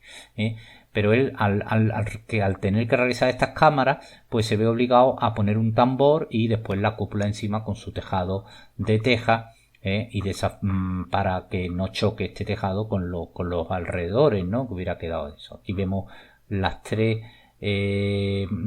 cúpulas de las capillas mudéjares de lo que hoy día es la Quinta Angustia, que sobrevivieron al derrumbe del edificio, no se vieron afectados y por eso se han conservado. Es de lo más antiguo que se conserva del edificio mudéjar anterior a la obra barroca de Leonardo de Figueroa, que como vemos empezó en 1692, la iglesia se estrena en 1708, aunque realmente no se termina completamente hasta 1724.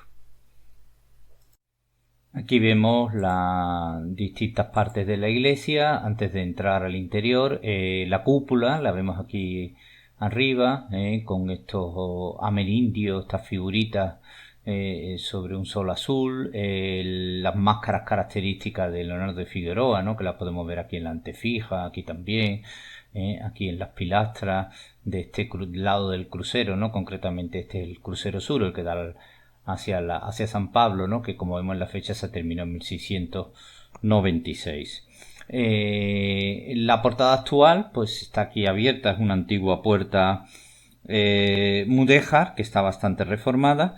Más interesante es la portada del crucero, que la vemos aquí a la derecha, con este tejaroz con tornapuntas que lo sostienen de madera, y que está labrada en piedra con esta escultura de Santo Domingo de Guzmán, que es de Pedro Roldán, de 1693, como una mano la cruz de la bandera de la predicación, en la otra las azucenas, por aquello de la pureza del santo, y en los frontones, en el frontón partido, pues vemos aquí en los laterales el perro con la antorcha en la boca y la bola del mundo, tanto en un lado como en otro, y que representa pues esta historia que se cuenta de que cuando la madre de Santo Domingo estaba embarazada de él, tuvo una visión de un perro con una antorcha en la boca.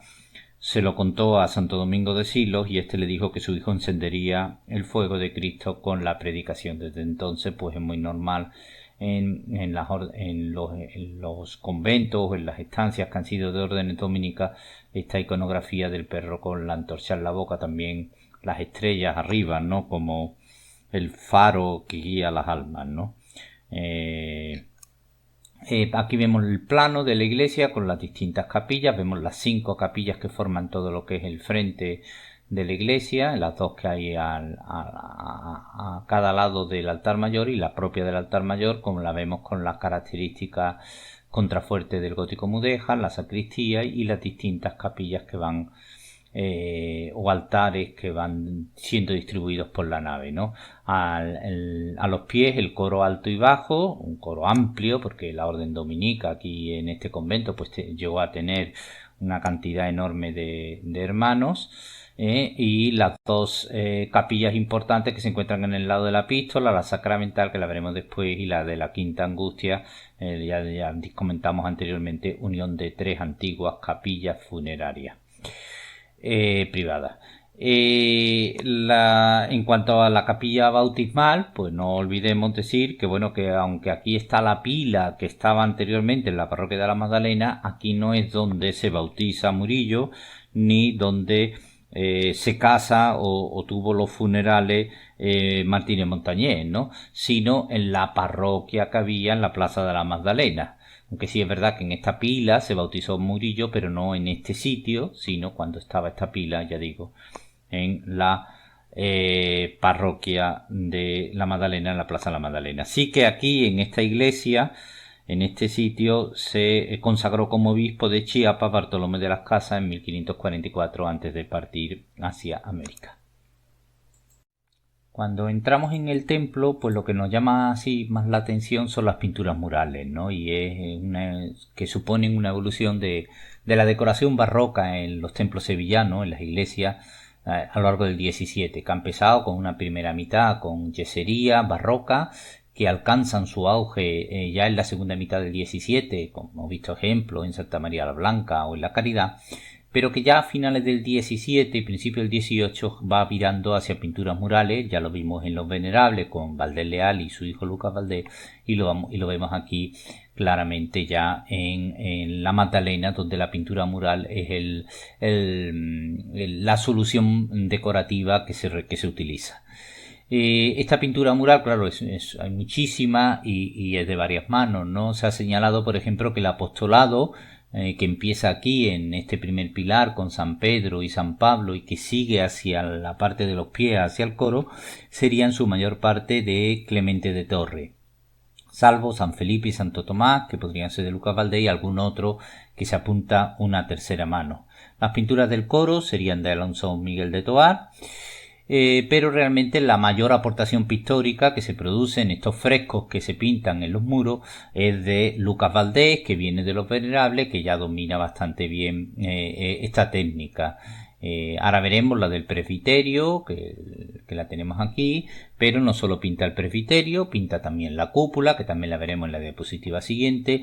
Lucas Valdés también va a pintar todos estos santos y beatos dominicos que vemos en los pilares del crucero. Aquí vemos 2 de ellos, aquí vemos otros 2. Este sería San Alberto Magno, aquí otros 2, otros y también pues realiza pinturas en la nave, como veremos después, por ejemplo, con el de la batalla de Lepanto. Luego, por lo tanto, es Lucas Valdés el más importante. Y en el presbiterio, pues aquí lo hemos visto, lo ponemos en una foto más ampliada, pues pinta esta pintura que vemos aquí, que para algunos es el triunfo de la fe, para otros el triunfo de la Eucaristía, ¿no? En cualquier caso es el triunfo sobre la herejía protestante, ¿no? Está escoltado por 2 arcángeles, San Miguel y San Rafael, y bueno, pues con esta cuadratura que también dominaba Lucas Valdés, no olvidemos que él era un excelente matemático y dominaba muy bien la perspectiva, y por supuesto con los 2 santos dominicos de referencia, ¿no? El propio Santo Domingo de Guzmán, fundador de la orden, y Santo Tomás de Aquino, el otro gran santo dominico, escoltando y apoyando este triunfo de la fe, y porque además, si nos fijamos bien, debajo de ellos hay unas figuras que caen, que serían las de la herejía, ¿no? Y ellos están sobre la herejía, y lo que quiere hacer referencia, pues lógicamente, a ese papel fundamental de los dominicos, la lucha contra la herejía, como orden de predicadores, como una orden que estuvo muy presente en todo el tema de la Inquisición, en fin, que ya digo que es una referencia clara a la orden. Aquí vemos todavía cómo se decoran los laterales simulando yesería, que no lo es, que es pintura mural, ¿eh? Y estos óvalos de los 4 continentes entonces conocidos, en los 4 están presentes la orden dominica, y esto nos lleva a cuál es la iconografía que se desarrolla en el templo. Pues evidentemente hay una que está clara, en la propia exaltación de la orden. Las órdenes siempre en la decoración pictórica exaltaban a su propia orden, y en este caso con los dominicos, como vemos aquí, o como vemos en estos santos y beatos que tenemos en el crucero, pues se exalta la orden. También la propio triunfo sobre la herejía, ¿no?, que vemos aquí, por ejemplo. Y por último, el tercer punto sobre el que circula o sobre el que se desarrolla toda la iconografía es la devoción mariana. Lo vamos a ver después en la cúpula. No olvidemos que los dominicos han sido muy cuestionados al principio del siglo XVII en la guerra marianista, en la que ellos se quedan solos cuestionando a la Inmaculada Concepción, ¿no? Y de alguna forma ellos quieren decir que nosotros también queremos mucho a la Virgen María, y tenemos mucha devoción por ella. Cuando se produjo el derrumbe del templo en 1691, pues se perdieron retablos y figuras y hubo que hacer nuevas. Aquí vamos a ver algunas de las más importantes, y aquí ya digo, tenemos el retablo mayor, que se atribuye a Duque Cornejo entre 1709 y 1724, y además también de él serían las esculturas, salvo las dos que se encuentran aquí en el centro. Bueno, aquí tenemos una Inmaculada abajo, que proviene de México, del siglo XVIII. En el primer cuerpo tenemos a la Magdalena, que ya estaba en la antigua parroquia de la Magdalena, que es de Felipe Malo de Molina, de 1704, se trajo aquí cuando la parroquia se derrumbó. A los lados tenemos a San Francisco de Asís y a Santo Domingo de Guzmán. Y encima tenemos a San Pablo, el titular del antiguo templo cuando era convento, que es anónimo de principio también del 17, y a los lados 2 papas dominicos, San Benedicto XI a la izquierda, y Pío V, el papa que tuvo tanta influencia en la batalla de Lepanto, a la derecha. Arriba tenemos la conversión de San Pablo, y a los lados pues tenemos también 2 santas dominicas, serían Catalina de Siena y Santa Rosa de Lima. En los laterales hay 2 lienzos de Lucas Valdés que necesitan una buena restauración. A la izquierda tenemos David, el traslado de la alianza, aquí vemos un pico, y a la derecha uno de iconografía dudosa, ¿no? Parece ser que podría ser algo así como la ofrenda en el templo de Jerusalén, aunque hay distintas interpretaciones. Y el crucero, que lo vemos aquí, que lo pinta también Lucas Valdés al temple, pintura mural, y que, como comentamos antes, está dedicado a la devoción a la Virgen María, y eso lo resuelve pues dividiendo la cúpula en 8 partes.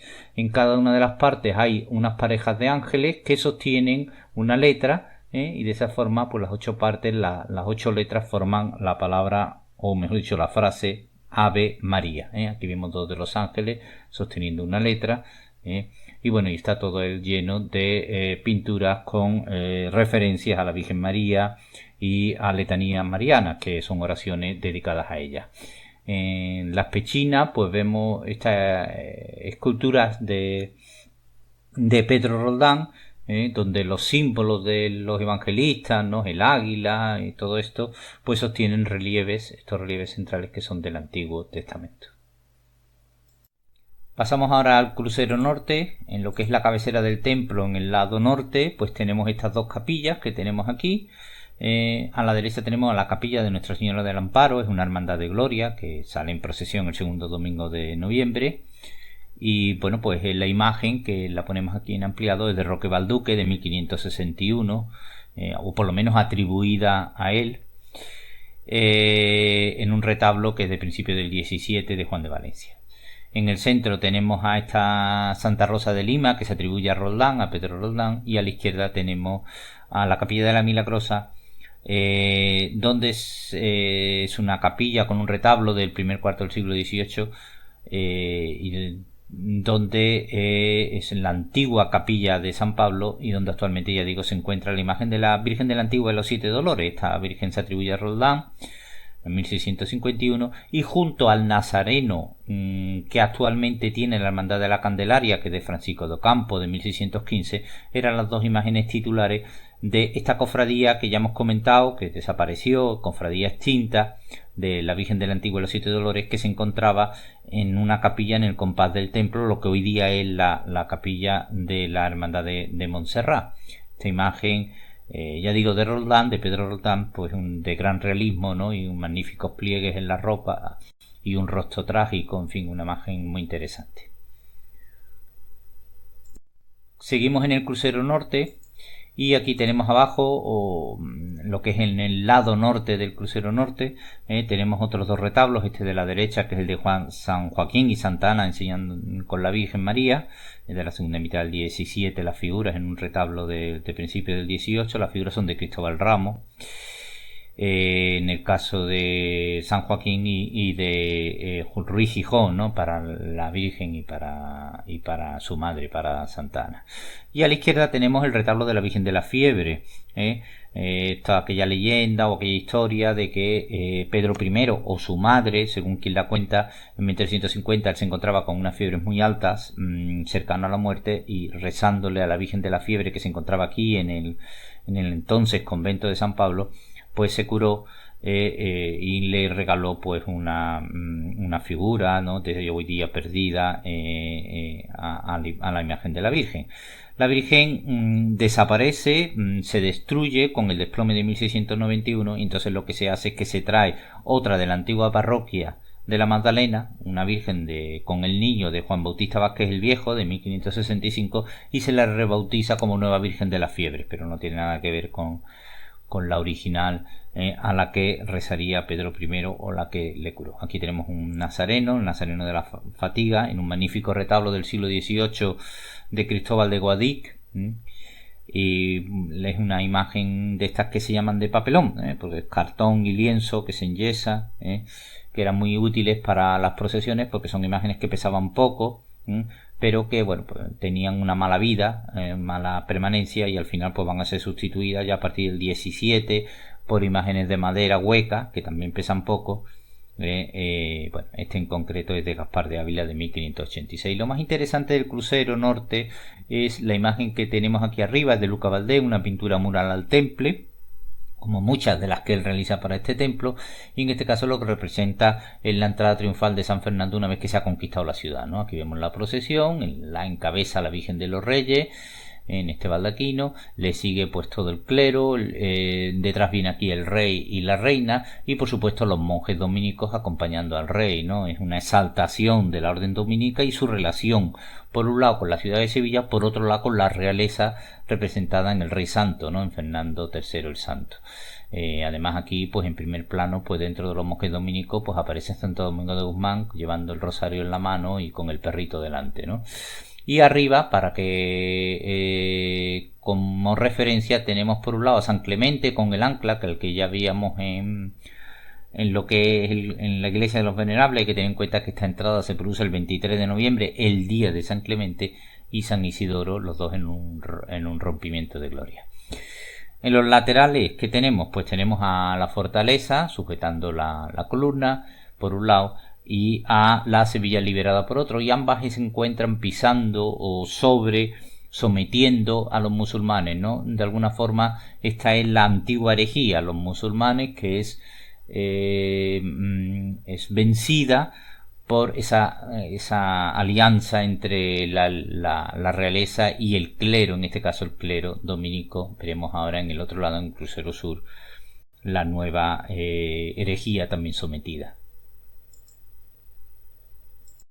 Pasamos ahora al crucero sur. En la parte de abajo vemos este retablo de la derecha de San José con el Niño, atribuido a Montes de Oca en el segundo cuarto del 18. A la izquierda vemos un retablo de la Virgen del Carmen, también de mediados del 18. Lo más interesante es la pintura mural de Lucas Valdés, que se encuentra aquí arriba en la tribuna, que hemos puesto aquí de forma más clara para poder analizarla, ¿no? representa un auto de fe. Rafael Comens lo ha asociado al auto de fe que se celebró en 1703 y que generó o mejor dicho, lo que se celebró ahí fue la condena de Diego Duro, un mercader portugués condenado por judaísmo y que fue ejecutado. En el auto pues vemos por un lado aquí a la derecha el escenario donde se ha celebrado el auto de fe, donde vemos una cruz bajo un dosel verde. Aquí vemos a la derecha de la cruz una tribuna donde estaban los acusados y a la izquierda vemos otra tribuna con los 5 miembros del tribunal, ¿no? Entre ellos vemos claramente a 3 dominicos, ¿no? Con sus hábitos blancos y negros, ¿no? Y en la parte central, como el condenado Diego Duro, en principio, pues es trasladado desde la Plaza San Francisco, donde se había celebrado el auto de fe, hasta el quemadero, que lo vemos aquí a la izquierda, que se encontraba, como todos sabemos, en el Prado de San Sebastián. Detrás de él vemos de forma anacrónica cronológicamente a San Fernando llevando la leña para el fuego en el que va a ser condenado, va a ser ejecutado el condenado, ¿no?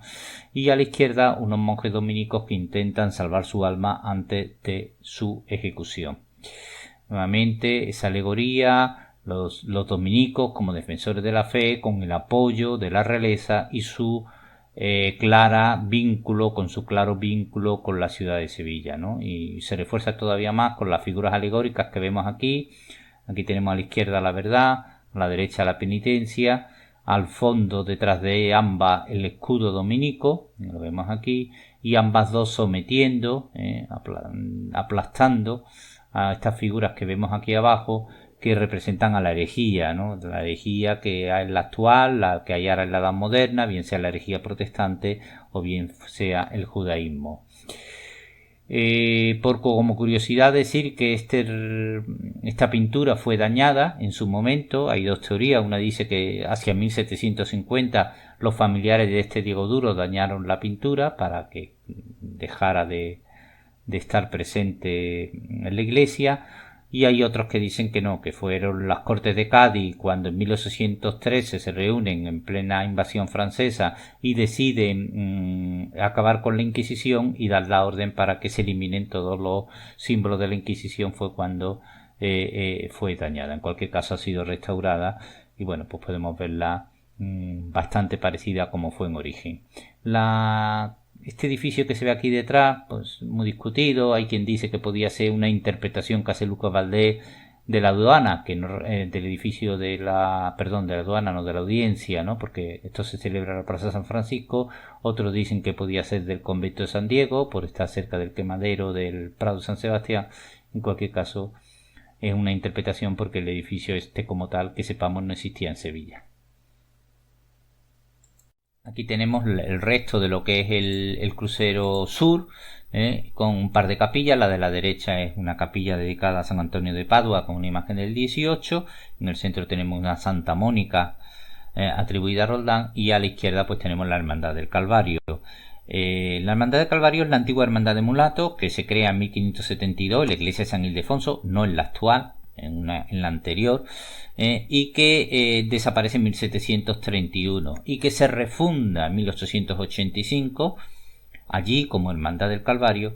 En 1916 se traslada a la capilla de la Virgen de la Antigua, lo que hoy día es la capilla de Montserrat, y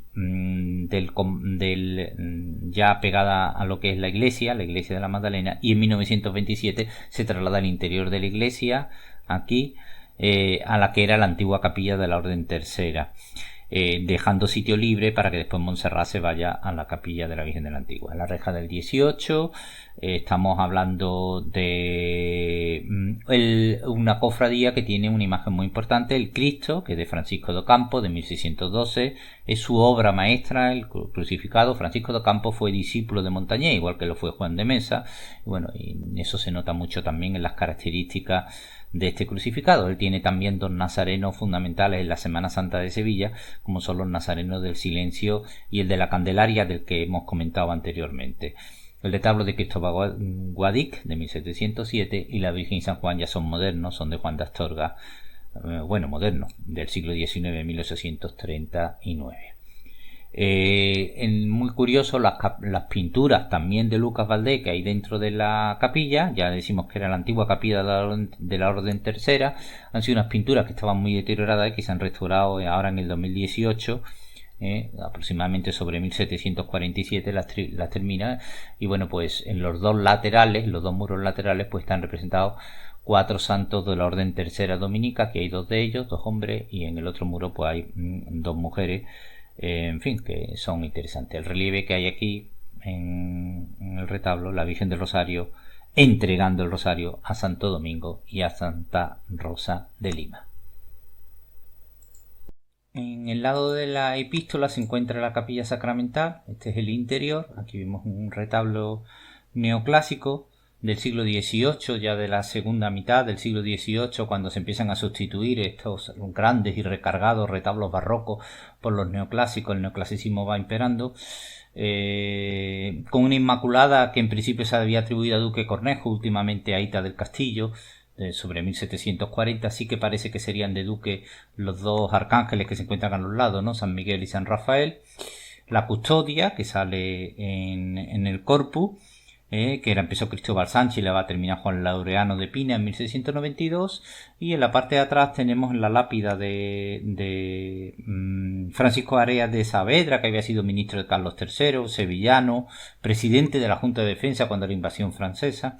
Y enfrente normalmente solían estar estos 2 lienzos de Zurbarán, porque ahora muy recientemente se han llevado al Coro Alto, donde se está montando un museito, que pertenecen a una importante colección de lienzos que el convento de San Pablo encarga a Zurbarán. Fue el primer encargo que tuvo Zurbarán en Sevilla.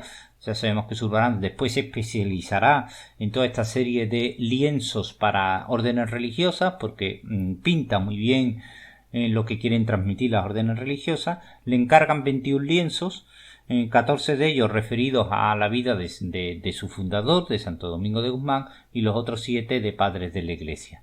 Bien, pues de esos 14 solo se conservan hoy día 5, los 2 que vemos aquí, y 3 de padres de la Iglesia que están en el Museo de Bellas Artes. Y los 2 que tenemos aquí, pues obviamente se refieren a la vida de Santo Domingo de Guzmán. El de arriba es el menos interesante. Se titula La curación milagrosa de Reginaldo de Orleán, cuando Santo Domingo de Guzmán, que lo vemos aquí a la derecha, está rezando para la curación de Reginaldo, y se aparece en la Virgen acompañada de Santa Cecilia y Santa Catalina y cura al enfermo. Es un lienzo donde hay mucha intervención del taller, lo podemos ver en la figura femenina, posiblemente el Reginaldo sobre todo, y en menor medida el Santo Domingo, sí que sean del propio Zurbarán y las telas, ¿no? Zurbarán es un pintor que destaca en los rostros, destaca en las manos, destaca en las telas, en todos esos factores es un hombre maestro de la pintura, aunque las composiciones suyas adolecen de arcaicas y para la época que estamos hablando de principios del 17, son lienzos de 1626. Más interesante es el de abajo, que representa la entrega milagrosa del retablo, verdadero retablo de Santo Domingo, al monasterio soriano, monasterio que había en Calabria, en Italia, y se le aparece al sacristán la Virgen María, acompañada de Santa María Magdalena, que la tenemos aquí a la derecha, y de Santa Catalina, que sostiene el retrato del fundador de la orden, Santo Domingo de Guzmán, sosteniendo las azucenas de la pureza, y que se la entregan al sacristán de la iglesia. Un cuadro donde vemos las magníficas telas, los magníficos rostros, las figuras tan características de Zurbarán. Justo al lado de la entrada de la capilla sacramental se encuentra esta pintura mural, también de Lucas Valdés, con este marco que está hecho de yesería, un marco que se llama mixtilineo, ¿no? Mixtilineo es porque va mezclando distintos tipos de líneas, que va con muchos quebrándola muchas veces, incluso con curvas, y que representa la victoria de Lepanto el 7 de octubre de 1571.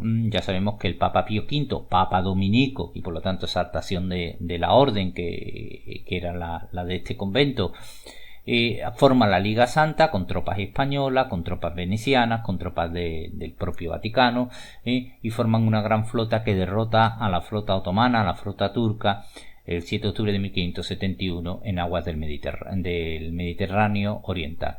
Aquí vemos el Papa rezando y el Papa atribuye la victoria a la Virgen del Rosario.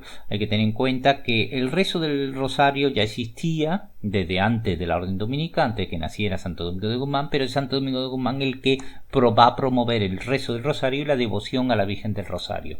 Y los dominicos se van a poner en primera línea en promover esa devoción.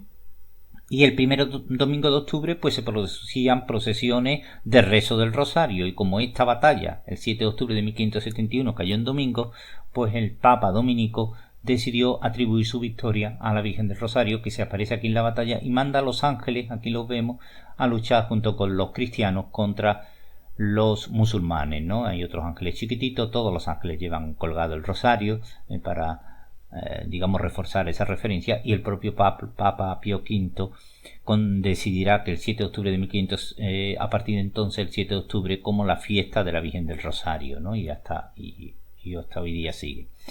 Y terminamos lo que es la iglesia antes de pasar a la capilla de la Quinta Angustia con lo que es el coro alto, que se ha reformado recientemente. Y se han colocado pues toda una serie de cuadros. Aquí vemos perfectamente cómo están muy reformados, se han recuperado pues la hechicería, las pinturas de la bóveda, y aquí vemos por ejemplo a la izquierda una piedad de Escuela Sevillana del 17. Aquí hay otro cuadro que no se ve muy bien en esta foto, es una alegoría de la Orden Dominica de Llanos Valdés. Este muro se ha reservado a Zurbarán, y como comentábamos anteriormente se han traído las dos pinturas que hemos comentado anteriormente de la capilla sacramental y se han puesto con otra de Zurbarán que tiene la iglesia, que es una exaltación del sacramento. En el muro que vemos aquí a la derecha, bueno, no lo vemos aquí detrás del fasistol, pero hay una Virgen del Rosario de Pacheco, después hay una Virgen de la Clemencia del 17 y esta Virgen con el niño que vemos aquí, que muy recientemente se ha atribuido a Pacheco. Y terminamos con la llamada capilla de la Quinta Angustia, único resto que queda de la iglesia anterior al desplome de 1691 y a la conversión en iglesia barroca. Estos eran tres capillas funerarias que se encontraban en este lado, que abrían hacia la nave, en este caso la nave de la Epístola. Eran capillas de los Medina Sidonia, de los Rosales, de los Gómez de Espinosa, y estas tres capillas pues a partir de 1587 se las va quedando la Hermandad del Dulce Nombre de Jesús, y esta hermandad cuyo titular es este Niño Jesús que vemos aquí en el centro, que es de Jerónimo Hernández, o que se atribuye a Jerónimo Hernández sobre 1580. Esta hermandad, como digo, en 1691, cuando se produce el desplome del templo y la nueva reforma ya barroca, aprovechan para cerrar los muros de las tres capillas, o mejor dicho, cerrar con muros la conexión de las tres capillas con la iglesia, unificar las tres capillas, abrir una puerta aquí a la izquierda hacia San Pablo, en aquella época hacia lo que era el compás del convento de San Pablo, y además pues realizan unas actuaciones en las cubiertas, ponen unas falsas cubiertas que tapan estas cúpulas que vamos a comentar ahora después, mudéjares, las tapan con unas falsas cubiertas de yeso ya con estética barroca, y de esa forma pues le dan una estética barroca a la iglesia. En 1851 se une esta hermandad con la Hermandad de la Quinta Angustia, una hermandad que se había fundado en el convento del Carmen en el siglo XVI, que cuando se desamortiza y se cierra el convento del Carmen, pues fue por distintos sitios hasta que recaló aquí, y ya digo que se une a la del Dulce Nombre de Jesús. Y de la Hermandad de la Quinta Angustia, sus titulares, un Cristo, el Cristo del Descendimiento, que se atribuye a Roldán, y al igual que los ángeles lampareros, la Virgen es moderna, es de Rodríguez Caso, de 1932, y el resto de las figuras también se atribuyen al taller de Roldán. En 1919 se realiza una reforma de la capilla por Gutiérrez Moreno, en la que se recuperan estas cúpulas gótico-mudéjares que ya digo, o cúpulas mudéjares que coronan las tres capillas, antiguas capillas funerarias. Son cúpulas de aproximadamente de 1400. Hemos puesto aquí la central, la que está en la capilla central aquí, sobre trompas. Son cúpulas de ladrillo con motivos de lacería, y además en este caso es la más interesante de ella. En esta foto de la ABC pues vemos que en estas figuras que están alrededor de la lacería, pues vemos una señora, vemos un dragón que podría simbolizar el diablo, en fin, que esto se ha restaurado recientemente y bueno, son bastante interesantes. Ya digo que todo esto se recupera en la reforma que realiza en 1919. Y en esa reforma también aparecen unos restos de azulejos de alíceres. Recordemos que los azulejos de alíceres son estos que veíamos en el Palacio de Pedro I, en el que se van haciendo las distintas piezas por separado y después se van pegando como si fuera un mosaico. Aquí cada trocito es una pieza diferente y se ponen en este pilar a la entrada a la derecha, donde pone restos de mosaicos de azulejos hallados en esta capilla. Se ponen todos aquí y además se encarga a Montalbán que haga un zócalo para todo el resto de la capilla usando estos motivos que se habían encontrado de estos azulejos de cuando esto eran, ya digo, capillas gótico-mudéjares. Y bueno, pues ya digo que el zócalo desde Montalbán del siglo XX, de esta época, de la Reforma, salvo estos trozos que se habían encontrado.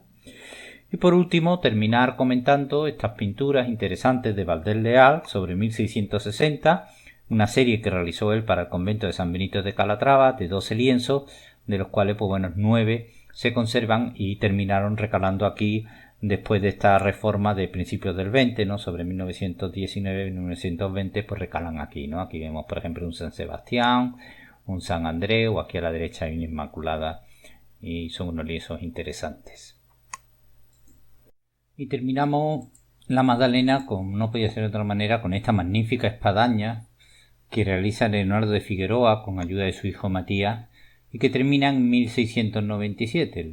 Está puesto aquí el año de terminación. Es difícil de ver porque se encuentra en la calle del Cristo del Calvario. Bueno, hay que subir bastante para verla, pero bueno, aquí usamos esta foto que hemos tomado de Wikipedia y vemos posiblemente la espadaña más grande de Sevilla. Es una espadaña que está formada por dos realmente espadañas que son de arco dintel, de estilo serliano, ¿no?